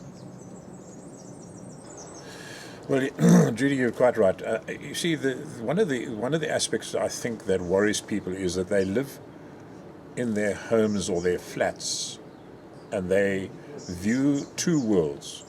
They view the world, which is right there, confined by their fences and their house, and then they sally forth and they view the world outside. And I'm sure that at times they will start looking at the two and saying, well, you know, this world outside has got all these lovely things that I can do, and so on and so forth. There's the technology and so on and so forth. And so they kind of live in a schizophrenic operation where they are taking the technology and the outwardness of it, and loss of social discourse, and just sitting down and having a good talk about things and so on and so forth. And they don't really get to see what it's like as to have their home and the outside world one place. And that's why I think Monkey Valley is actually uniquely situated and positioned, because you have, literally here, you have the world inside and you have the world outside within this wonderful surrounding. And I think that there are opportunities that you can grasp here to expand that very inexpensively, but very poignantly. Let us say, for instance, that you have your new kitchen going, and you did a little bit of homework, and you figured out that actually you probably could run your entire kitchen off a solar cooking unit or units. Now that would put you really uniquely in a position for anybody coming onto the here to saying, well, on the menu this is all prepared under solar. They say, oh really, where's the solar? And you could take them out and say, here's our solar cookers, here's what we're doing. That, with the throughput of people coming through here in a single, simple, one-step process, would immediately put seeds into people saying, oh gee, I wouldn't mind one of those in my garden. Where can I get them? Oh, well, this is how you make them. And here's a little video of how you make them. And so, before you knew it, I don't know how many people you get through Monkey Valley in 1 year, but there has to be a large percentage of those people that would absolutely love to do that for all sorts of reasons, not just to be off the grid, but just the sheer novelty of it, and that's not a novelty, it's actually a reality. And then from there you say, well, with our solar cooking we're able to do this and we're able to do that, and this is the meals that we create. And by the way, our gardening that we have, every herb that we have in the place, we grow here on this concrete. Excuse me, how do you grow the herbs in the concrete? Oh well, we have these boxes that we plant here, and the water for that comes off our roofs, so we don't draw any water from the council for that. And all our herbs that we have, and now we have some really special herbs here. I mean, this is not something you're ordinarily going to get from the local market. And we grow this, so that again you say, well, hey, there's solar energy and there's herbs. I could do that in my garden because my house is quite small. I could do that. So if you work along the lines that everything that you want to show can be replicated in that small garden, in that house, even on a flat with a stoep or a balcony, that certain of those things can be replicated there, that in itself will start to have a momentum rolling. And one will say, gee, I went off to so-and-so, and we visited Monkey Valley, we're back in Joburg, or whatever the case may be, and this is what we're doing, and look at the sunlight we have in Johannesburg. My goodness, we've got so much here. And it was so easy. I mean, it's not difficult. A lot of people think it's very difficult to embrace this difference in technology. And then you have your lighting, and you say, well, we've got solar panels up, and we do all our lighting. So slowly but surely, you engineer on a site like this, which is big enough to mean that the whole world is here, inside and outside, which doesn't have that dichotomy that most people in our house have. You know, we get in our car and we drive off to work and we fight our way back again, and we get back again, oh well, we'll have supper and we've slumped down on the settee and we watch the TV, and then we'll do the same thing tomorrow and the next day, and come Saturday we'll go for a drive because, hey, you know, we're cooped up in this small place. But in reality, they don't have to be cooped up. And the interesting thing was that we had a meeting, a steering committee meeting, and we were having real troubles with our sewage works. And the people from the council were due to come to that meeting, which they didn't do, because they knew they were going to get whacked by us to have to answer some very tough questions. And there was a lass sitting next to me who came from Vrygrond. And she listened to all this, and then as the discussion went around the table, each one had to talk about their different portfolios as such. And she spoke about how amazed she was that there was a visiting group, I think from Denmark, and they'd taken a walk down the Kaiser River, all the way which ended up near Vrygrond. And they then stood them to lunch, and to their amazement, they ate their crockery. Their plates and their cups were actually edible. And she was totally amazed that there was no waste. Just the knives and forks. That was it. They ate their crockery. And to her, this was an unbelievable revelation, and that was amazing. And then, because Vrygrond abuts onto Rondevlei Nature Reserve, she wanted to have another opening into the nature reserve so that people from Vrygrond could go into the nature without having to go all the way around and come in the main entrance. Well, nature reserves are such you don't want to have lots of openings. You want to have just one opening because you want to be able to control what goes in and out. And the person who was from Rondevlei gave a kind of a very diplomatic reason why they couldn't do that. Anyhow, I turned to her and I said to her, well, why do you think that you've got to go to a nature reserve to see nature? She looked at me somewhat stunned. She said, I said, no, the nature's right there in Vrygrond, right there in your house. Be it an ordinary, everyday, low-cost house. It's there. I said, you've heard the word migration? Yes. I said, you don't have to go and see a migration of birds to see a migration. You just look at the ants walking along your kitchen and migrating out of your kitchen with all your sugar. They're migrating. They're moving. Migration's happening right there at your feet. I said, you could take a couple of plastic bottles and cut a hole in them, punch some holes in the bottom, fill them with some soil, put a couple of carrot seeds in them, hang them on the fence. And in no time, the carrots are going to sprout, and there you'll have carrots growing on your zinc fence. All you got to do is take a little bit of water every day and give them a little bit of water. So you have nature right there in your low-cost house. You don't have to go to a nature reserve to see nature. Anyway, it came to our turn to talk about the whole sewage aspect about it. I must admit, I had to smile. Because she turned around to this chairman and she said, Mr. Chairman, she said, I thought we had problems at Vrygrond with our terrible housing and all the rest. She said, but actually, the Whiteys, with their problem with the sewage works, make our problems look like nothing. And we laughed like hell because, in fact, the problems that 1.5 million people were relying on that sewage works to handle their sewage and treat their wastewater were enormously greater than the problems that she was facing in what was Vrygrond. And if you know Vrygrond, it began with just a series of shacks and is virtually still there today. So people perceive problems from a different point of view all the time. And what she perceived was a big problem in how to get to the nature reserve and how to have nature and so on and so forth was nothing compared to the problem that Cape Town, 1.5 million people are facing with that wastewater treatment works. So that is where I think is necessary. The perspective must be changed a wee bit. We need to open perspectives. And Monkey Valley has got enormous capabilities of doing that. Okay, I'm just trying to say something. Catherine. Then I want to do cutaways of you two, yeah. just listening shots, just for the ease of the edit. Hold on for a second.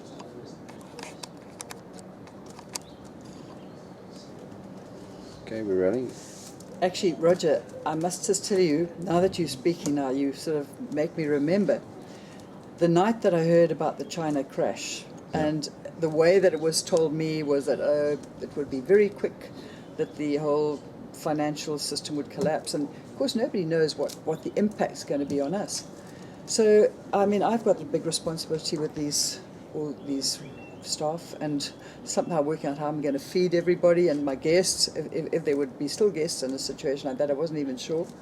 So I began to think, okay, but in the long run, I'm potentially bringing forward into my head what could become the same problem that everybody becomes in if either money collapses or petrol stops coming in, so you can't go to get your food, or the normal supermarkets don't get food. I mean, that's what happens in wartime. Everybody's in that position. So I thought, how am I going to do this? And I began to wish that I had already set myself in place with the seeds. And I kept on thinking, damn, I had somebody here the other day who had heritage seeds. What am I doing letting him out of my sight? You know, and I'm absolutely determined now to get myself prepared, because you never know, you know. And then I began to think, okay, so what about how we're going to create our power? I wish I'd already got my solar panels. And then I began to think about cooking and things like that, because of course wood and things like that, I don't want them to cut down these milkwood forests, and anyway that wouldn't work properly anyway. So then I began to think, well, okay, well, we've always been talking about this manure, situation for power. And you know, it seems like although we wouldn't have lighting, if we could get gas lights and if we could use gas from manure, the very fact that we continue to have excretion, you know, we could just redirect it and actually start to utilize it properly. And we got quite warm to the whole idea of trying to make a sort of pilot project whereby we stopped utilizing water in the same way, or we used water and then we just recycled the water and we kept the manure, so that we could actually create the gas that we need for cooking and for lighting, and then we also would use the rest of it for compost. And then of course there are just certain things that you wish you had again, like the solar panels, which would have been nice, like you know, you can filter the same water over and over again, because if the water situation gets desperate, that's always the worst problem in a flood. You know, in a flood situation, paradoxically, you're always struggling for water that is safe to drink, because all the poisons that have been anywhere in anybody's back garden suddenly get mixed, and the sewage gets mixed up in the water, so it's not safe to drink the water. So from that point of view, you know, water shortages are always, how to get yourself with a reasonable supply of water is always a problem. And then you begin to wish that I had the pipes, so that I could pipe water back up to the top and let it filter down, and you can use the same water over and over again. I've actually been to a farm in the Transkei, Luc Boschier's farm, where they used the same water over and over again, and when the Transkei pipes broke down and nobody was getting any water, and children weren't going to school because they were having to go every day to the rivers, instead to go miles and miles walking to get a bucket of water on their heads. This particular farm kept going just because it had a solar pump that pumped the water up into a tank, and it just went round through the whole lot and back, round and round and round. And I suppose it gets a little bit replenished with rain. But it just shows you can do it. And I think now that we have this respite, when we woke up in the morning, it didn't seem to be such a big deal, and we still have got a currency and some kind of ability to buy solar panels. And I began to think, yes, that's what I'm going to do next. I'm really going to now spend some time in getting all those things and setting up the example you spoke about. It's going to be interesting, but I'd love some assistance. Yeah. And there's nothing better than actually having the example to show, because maybe it's not the best, you may not have the panels exactly right, but what it does is it gets someone's brain going and saying, wow, there were 4 panels there and they were doing so much out of 4 panels. But I think I can do better. So there is no doubt that out there is a ripening of the environmental fruit. It's a little bit green and it's a little bit immature at this stage, but it is ripening. And the corporations are worrying about it. They are concerned about it, and they will kick and strive and carry on. But that fruit is on its way to ripening. There's no stopping it now.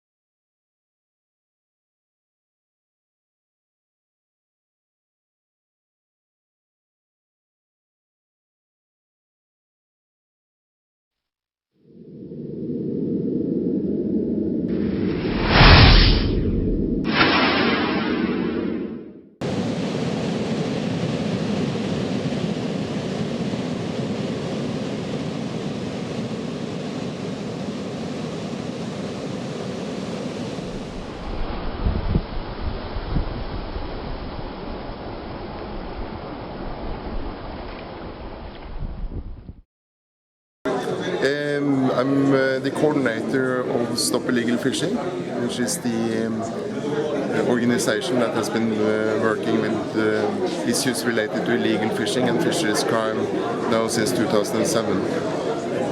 Okay, and what is the big concern about illegal fishing? What do you think is happening right now that you've got to change? Well, the problem is that all of these violations and these crimes take place far out at sea, where there is very little monitoring, and we don't really see what's happening. And we know from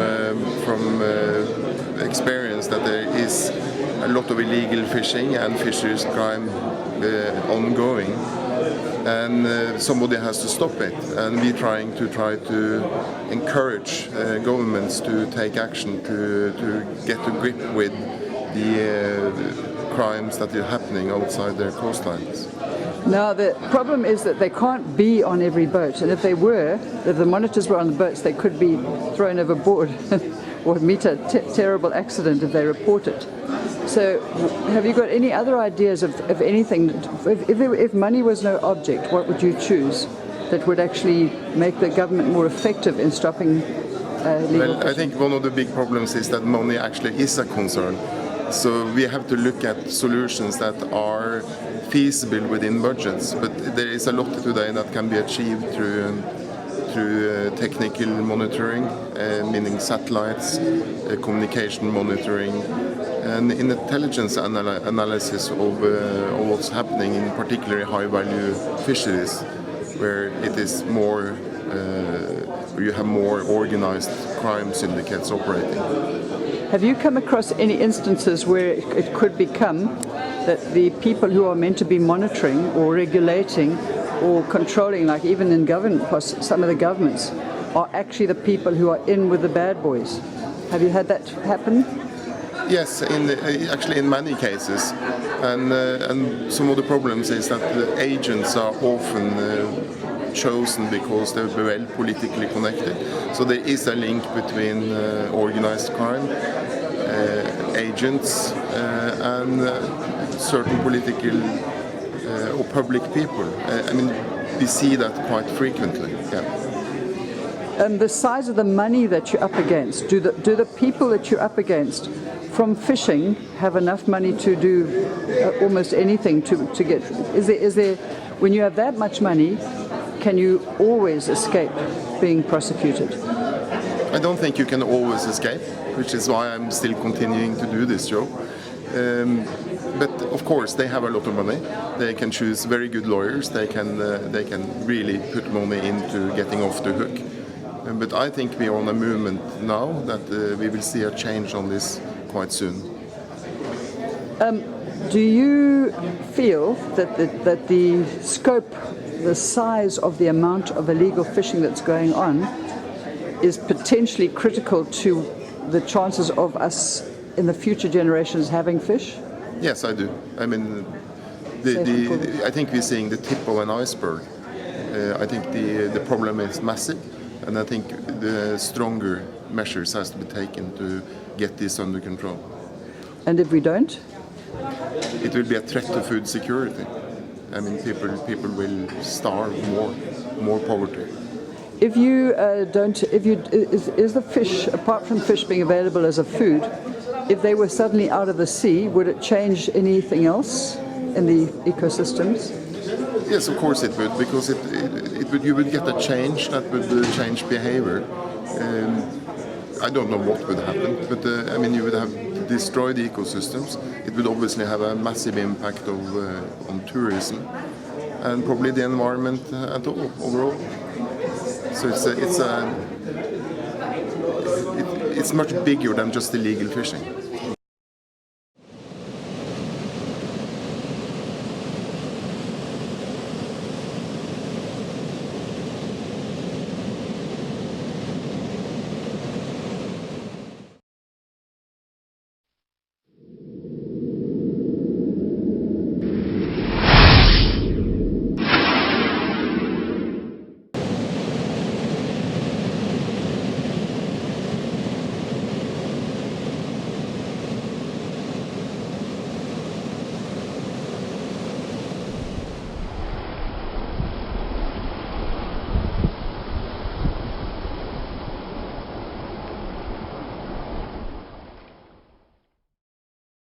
Roger, because of the shortage of what we're going to be able to put out, can we address some of the other issues that you think are quite crucial at this time when we've got the Arctic melting? Yes. Therefore, we've got to think quickly, what can we do to offset the effects of that? Or in other words, and what can we do to bring about balancing of what's happening with the increase in global gases there? And the second thing is, what other issues do you see as like things that if we do not address them, they are going to address us and get rid of us very soon. Well, one of the things that are very close to my heart, obviously, is bees.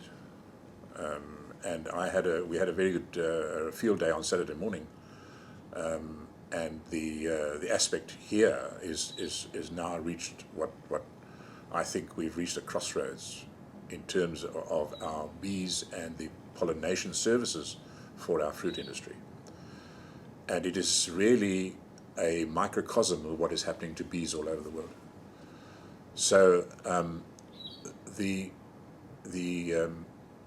if we look at the diseases, and we just take one disease as a particular problem at this point, is American foul brood. And we look at what this has done and how it has devastated bee colonies all over the world. I was quite interested to read that Aristotle, in his notes, mentioned that he came across hives that were really smelly. And there's now thinking that maybe AFB goes back even as far as to that time. Certainly AFB has been known about since about 1908, I think, if not even before that, and looking at records of the smell, because that's what is called foul brood, it stinks. But if we look at this in terms of our food aspect again, and I'm talking about this issue of intensive versus extensive, the farming in terms of pollination has become to the point whereby bees are brought in to do the pollination and the bees are taken out once the pollination happens. And they're taken out because there is simply nothing left for them to eat, to live on. There's no more pollen and there's no more nectar, because the farm is absolutely devoid of any other plant. Only that crop is planted. Many of those crops the bees actually don't like. If they had preference to go to this particular, like for instance, almond tree, or went to another weed that was growing down there, they'd rather go to the weed because it was much nicer for them than the almond. But there is no weed, so they have to go to the almond. And we are looking now here at about a 40% loss of swarms available for pollination. And it's regarded that the number is about 65,000 swarms necessary to do the pollination for our fruit industry here. Now, some of the bees will be moved twice. In other words, they will pollinate the early blossomers, and then they will be moved into the later blossomers. So you might have your pears and plums, I think, at first, and then they might move to the apples or whatever. So the actual numbers are probably around about 50,000, and there's a 40% loss on that. Right now, we're looking at an industry that employs 65,000 people here and brings in billions of forex. And as exchange rate at the moment would go, this would mean a lot of money and a huge loss in South Africa. Now we come back again to this issue of the water aspect about it. Bees require water. They have to have some water. And so if we mistreat our water system, we are going to affect not just the bees, but all insects, a whole range of insects. And if we if we look at the matter of the stress that the bee comes on, there has been a number of studies done, and one of the factors is the stressing of the bees. And now that we have this American foul brood, we are expected to open the hives up and go right down into the brood chamber where the queen is, and right into her parlor, and take those brood frames out and examine them to see if there's any sign of AFB. She doesn't like that. So we are putting additional stress onto the swarms, and that stress in itself also then manifests as another symptom of ill health for the bees. So we look now at what is happening in terms of trying to contain this.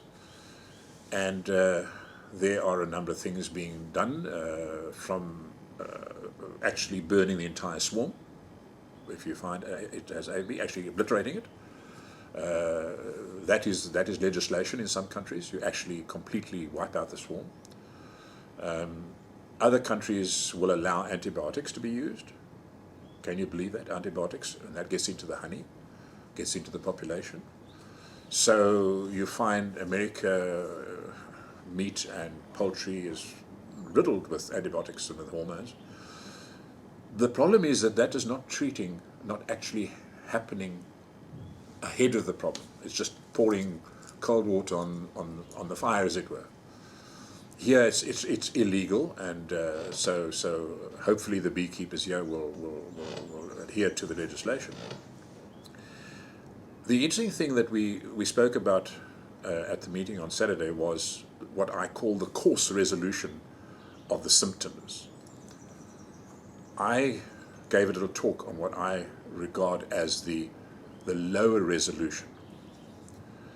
The little cell where the AFB occurs comes about because the queen lays the egg in the cell.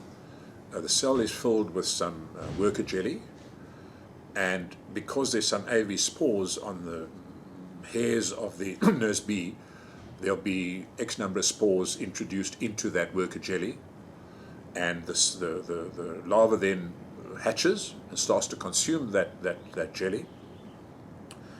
And at a certain point, the nurse bees will cap the cell. While that larva is growing bigger and bigger, it is excreting. And it's the excretia from the larva that triggers the spore into a bacteria. The spore can lie dormant for 40 or 50 years, no problem. The bacteria then attacks the little larva and consumes whatever royal jelly is left over, and at the point where all the food or the nutrient in that cell is at its absolute end, the bacteria suddenly switch state and they produce upwards of 2 billion spores in one cell. Now, can you imagine how minute that little spore is, that 2 billion of them can fit inside a little cell which is only about 4 millimeters across and maybe 15 or 16 millimeters deep. Then what happens is this little larva dies, and the nurse bees realize something's wrong, and they then open the little capping to see what's gone wrong, and hey presto, you released 2 billion spores from one cell into the hive.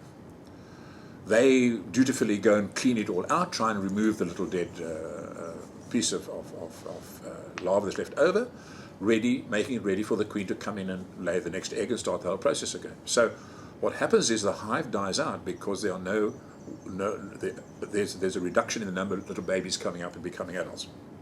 Eventually the hive will die, and that's the end of that hive. In the dying process, of course, other bees will come along and rob that hive, because they are very opportunistic. They will go for a hive, and if there aren't sufficient retaliation, bees coming out, they'll go right in and they'll rob that hive. And of course they go in there, and it's all covered with that. And I gave a parallel to when I started work in the mines. I worked in basically a beehive, pitch dark, all little tunnels, and there were like 4,000 or 5,000 of us working on a shift. Right, we had our headlamps. And part of my course was to work with the ventilation department. And we had to balance the airflow between the different levels so that all the miners received about the same amount of air to keep it clean. And some of the tunnels were deeper down, were so far down that we had to really do a lot of closing off of the top tunnels to force the air down to be sucked out by the great big extraction fan. So slow was the air that we actually couldn't measure it with an anemometer, which is a little gadget with a fan on it, and the airflow is strong enough to cause the little fan to turn, and it will measure X number of rotations. That becomes calculable. You can calculate the volume, but there wasn't enough even to turn that, so we had to use silver paint, the powder from silver paint, in the dark, and puff it and hold it a tape out and measure it traveling in the drift across that tape, and then stop it with a stopwatch. Now that particle of silver paint is many times greater than a spore of AFB. So now if we come back to the beehive, what happens is that they build tunnels of air through the hive, and they will fan to keep the temperature either higher or lower where they'll bring water in, carry water in, and they will evaporate the water to keep the temperature of the hive around about 37 degrees. But because they're bringing in nectar, which has got about 80 or 90% water in it, they have to evaporate that water or that nectar down to 15, 16, 17% to create honey.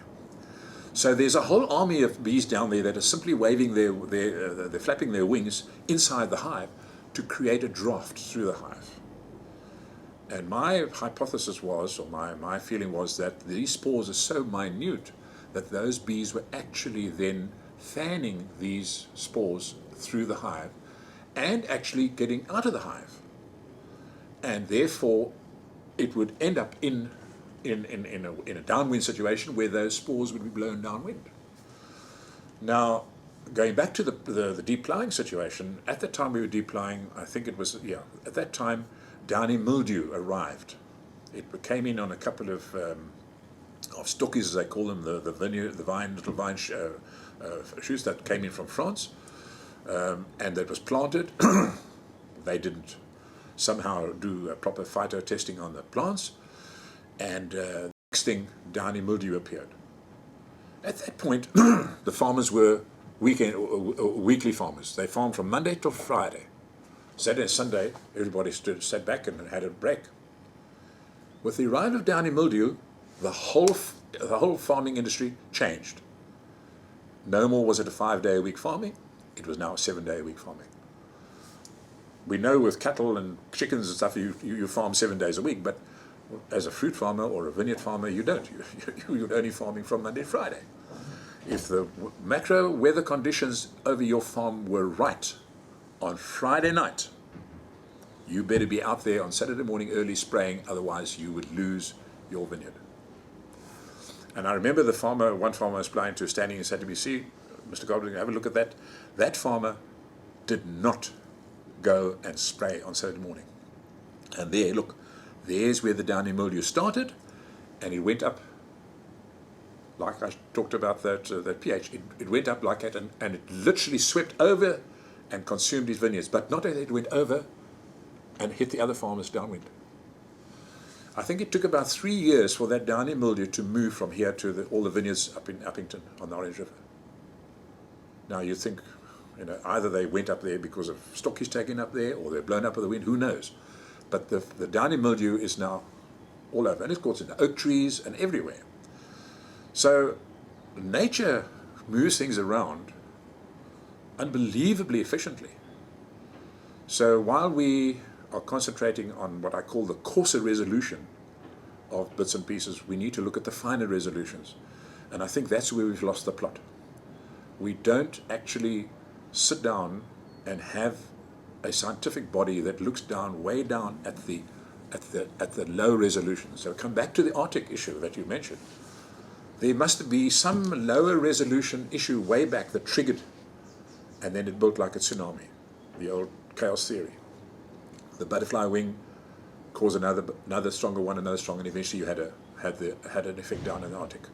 So we need to be able to somehow model and go backwards and backwards and backwards and try and find patient zero. What happened there? And then we say, okay, that's what happened there. Now we can start to take some palliative action at that point, and then let the chaos theory work on our basis going forward. Do we have the time to do that? Well, I don't know the answer to that. It looks pretty dismal, all things being equal.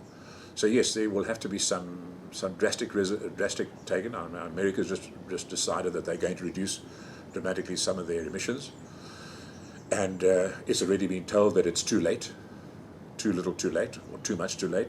It depends how you look at it. But certainly there have to be major interventions started very, very quickly. Energy, how are we producing energy?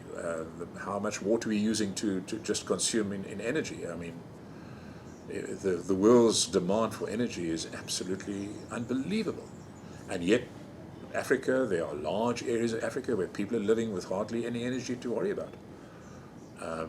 So it's just that our modernization, our modern technology demands this incredible amount of energy. And these things all consume resources. They consume resources at a phenomenal rate. So we need somewhere in the world, if I had the chance to do it and had enough sufficient, I'd like to start a scientific operation that would start to look at the low resolution aspects and say, well, this is what happened there, and if we can change that, we can start the whole thing to run parallel with the major interventions that are being planned or spoken about at the various, there's these the COP1 and COP3 and COP5, whatever the number is to now, I'm not sure. Hope that answers your question. Yes.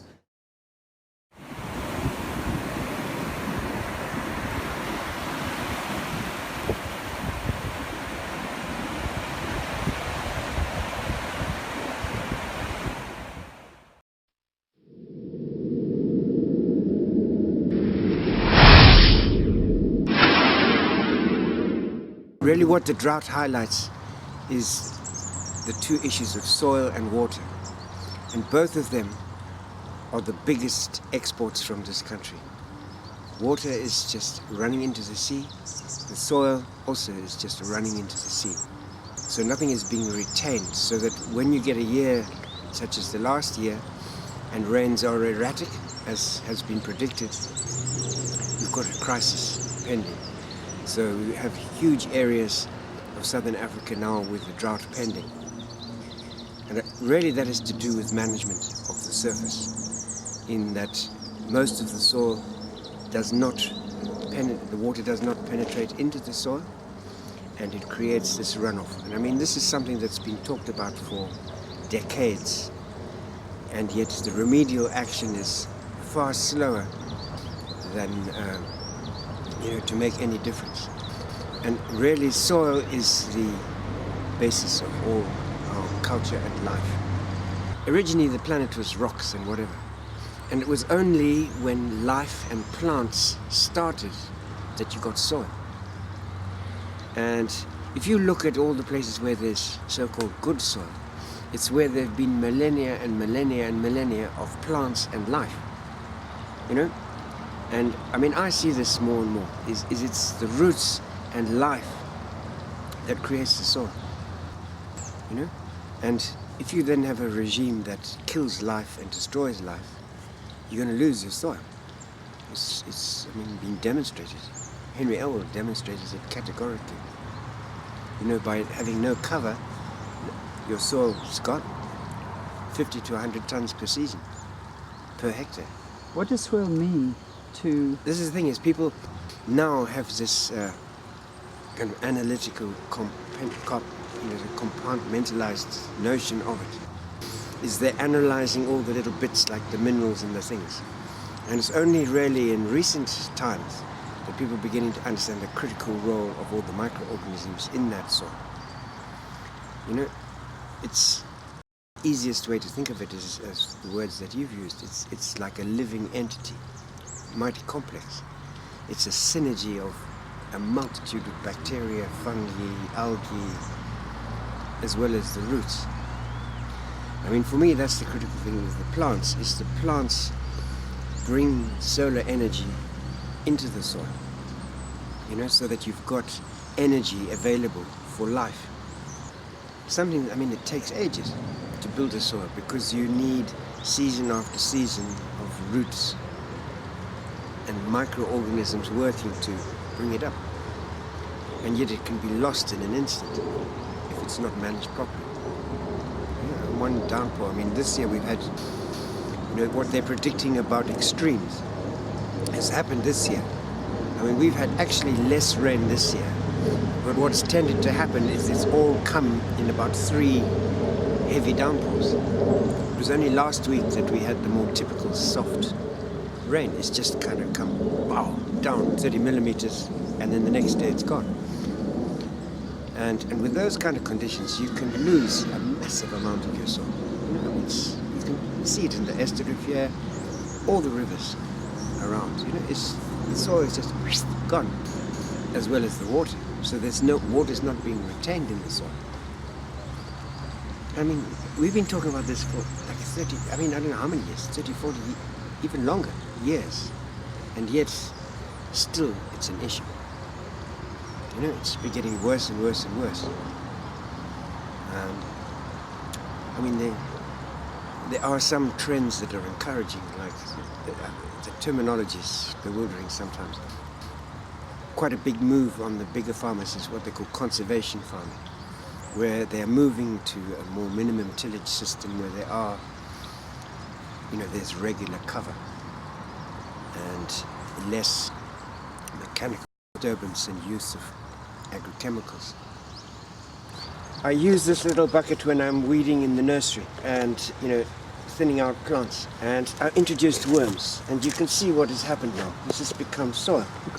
I mean, these little guys turned organic matter into humus and soil, basically, or the most vital ingredient of soil. And, in the old days we used to think of this very simply. We have the word humus without really comprehending its complexity and its essential qualities. So we have a very simple word, whereas this is in fact, humus is a very complex matrix of millions of bacteria and fungi and all sorts of things. I mean, it is absolutely vital to soil conditioning to have this material in the soil. And from a grower's perspective, it's the most potent remedial measure you can make is to have humus. If you're wanting to grow good vegetables, I found this without a doubt the most effective means of producing food. A little square centimeter is like 1 million microorganisms. And these form a very vital association with the roots of plants and enable the mobilization of minerals to take place and to get healthy growth. So here's yesterday's vegetable trimmings. There's carrots and parsnips and radish and turnips. All of those are recycled and used to feed the worms. Particularly that little red regular species just converts that into black humus. Makes a very rich compost. And the plan is to eventually have a worm farm here. We use our own seeds. So there's a cycle going here now, is we would take the seeds, especially when they're organic. You eat roses? Yeah, didn't you know that? No. And rose hips are used to make a jelly. People often say you can't grow roses without chemicals. So here we're growing with no chemicals. They've gone in a bit of cold turkey, not having chemicals. Have they? They're coming back. Yeah, they weren't. They were in a shocking condition when we arrived. So are they preferring it without chemicals? That's why I said a bit of cold turkey. They're taking time to readjust, which is quite a well-known thing. Is that what you've got to do is re-establish the mycorrhiza in the root system. So if you go and spray a fungicide, especially a systemic fungicide on the rose, you're killing all the mycorrhiza. And that's why you have a problem with health, and why a lot of people get caught in a cycle of dependency, being a sucker for all the chemicals that are around. Whereas naturally, the rose has been grown for millennia. Birds are the most incredible workers in the garden. Last week I watched a small collared sunbird hovering through the citrus trees and taking off all the aphids that are beginning to build up on the citrus tree. And at the end of the day, there were no aphids left at all on that. And there are many other birds. The other aspect to it is they're fantastic recyclers of probably one of the most crucial elements in the form of phosphate. Is all those tiny little bird poos are fantastic supplements to fertilize the garden and make a mineral that is often a limiting factor available in a particular area. As I say, phosphate is probably one of the most limiting minerals available. And yet the birds are able to forage from far afield and concentrate phosphate in an area. It's the old Israeli system, the old Hebrew system of keeping pigeons that range, and then you collect the manure and use it in the garden. So birds are all together. There are very few that are a problem, and they're usually What about the chicken? Chicken also does it to a lesser extent because it's not quite so mobile. That's what we are hoping to get chickens, a chicken system. So the plans for the next year are that we have a chicken tractor system converting a lawn into a food garden. So the chickens would dig up the lawn, keeping them quite confined and concentrated so that they really do dig it up and fertilize it. Then we would plant and the chickens would move, and then follow a rotation system. But the chickens would then move through the system and provide the fertility that's needed.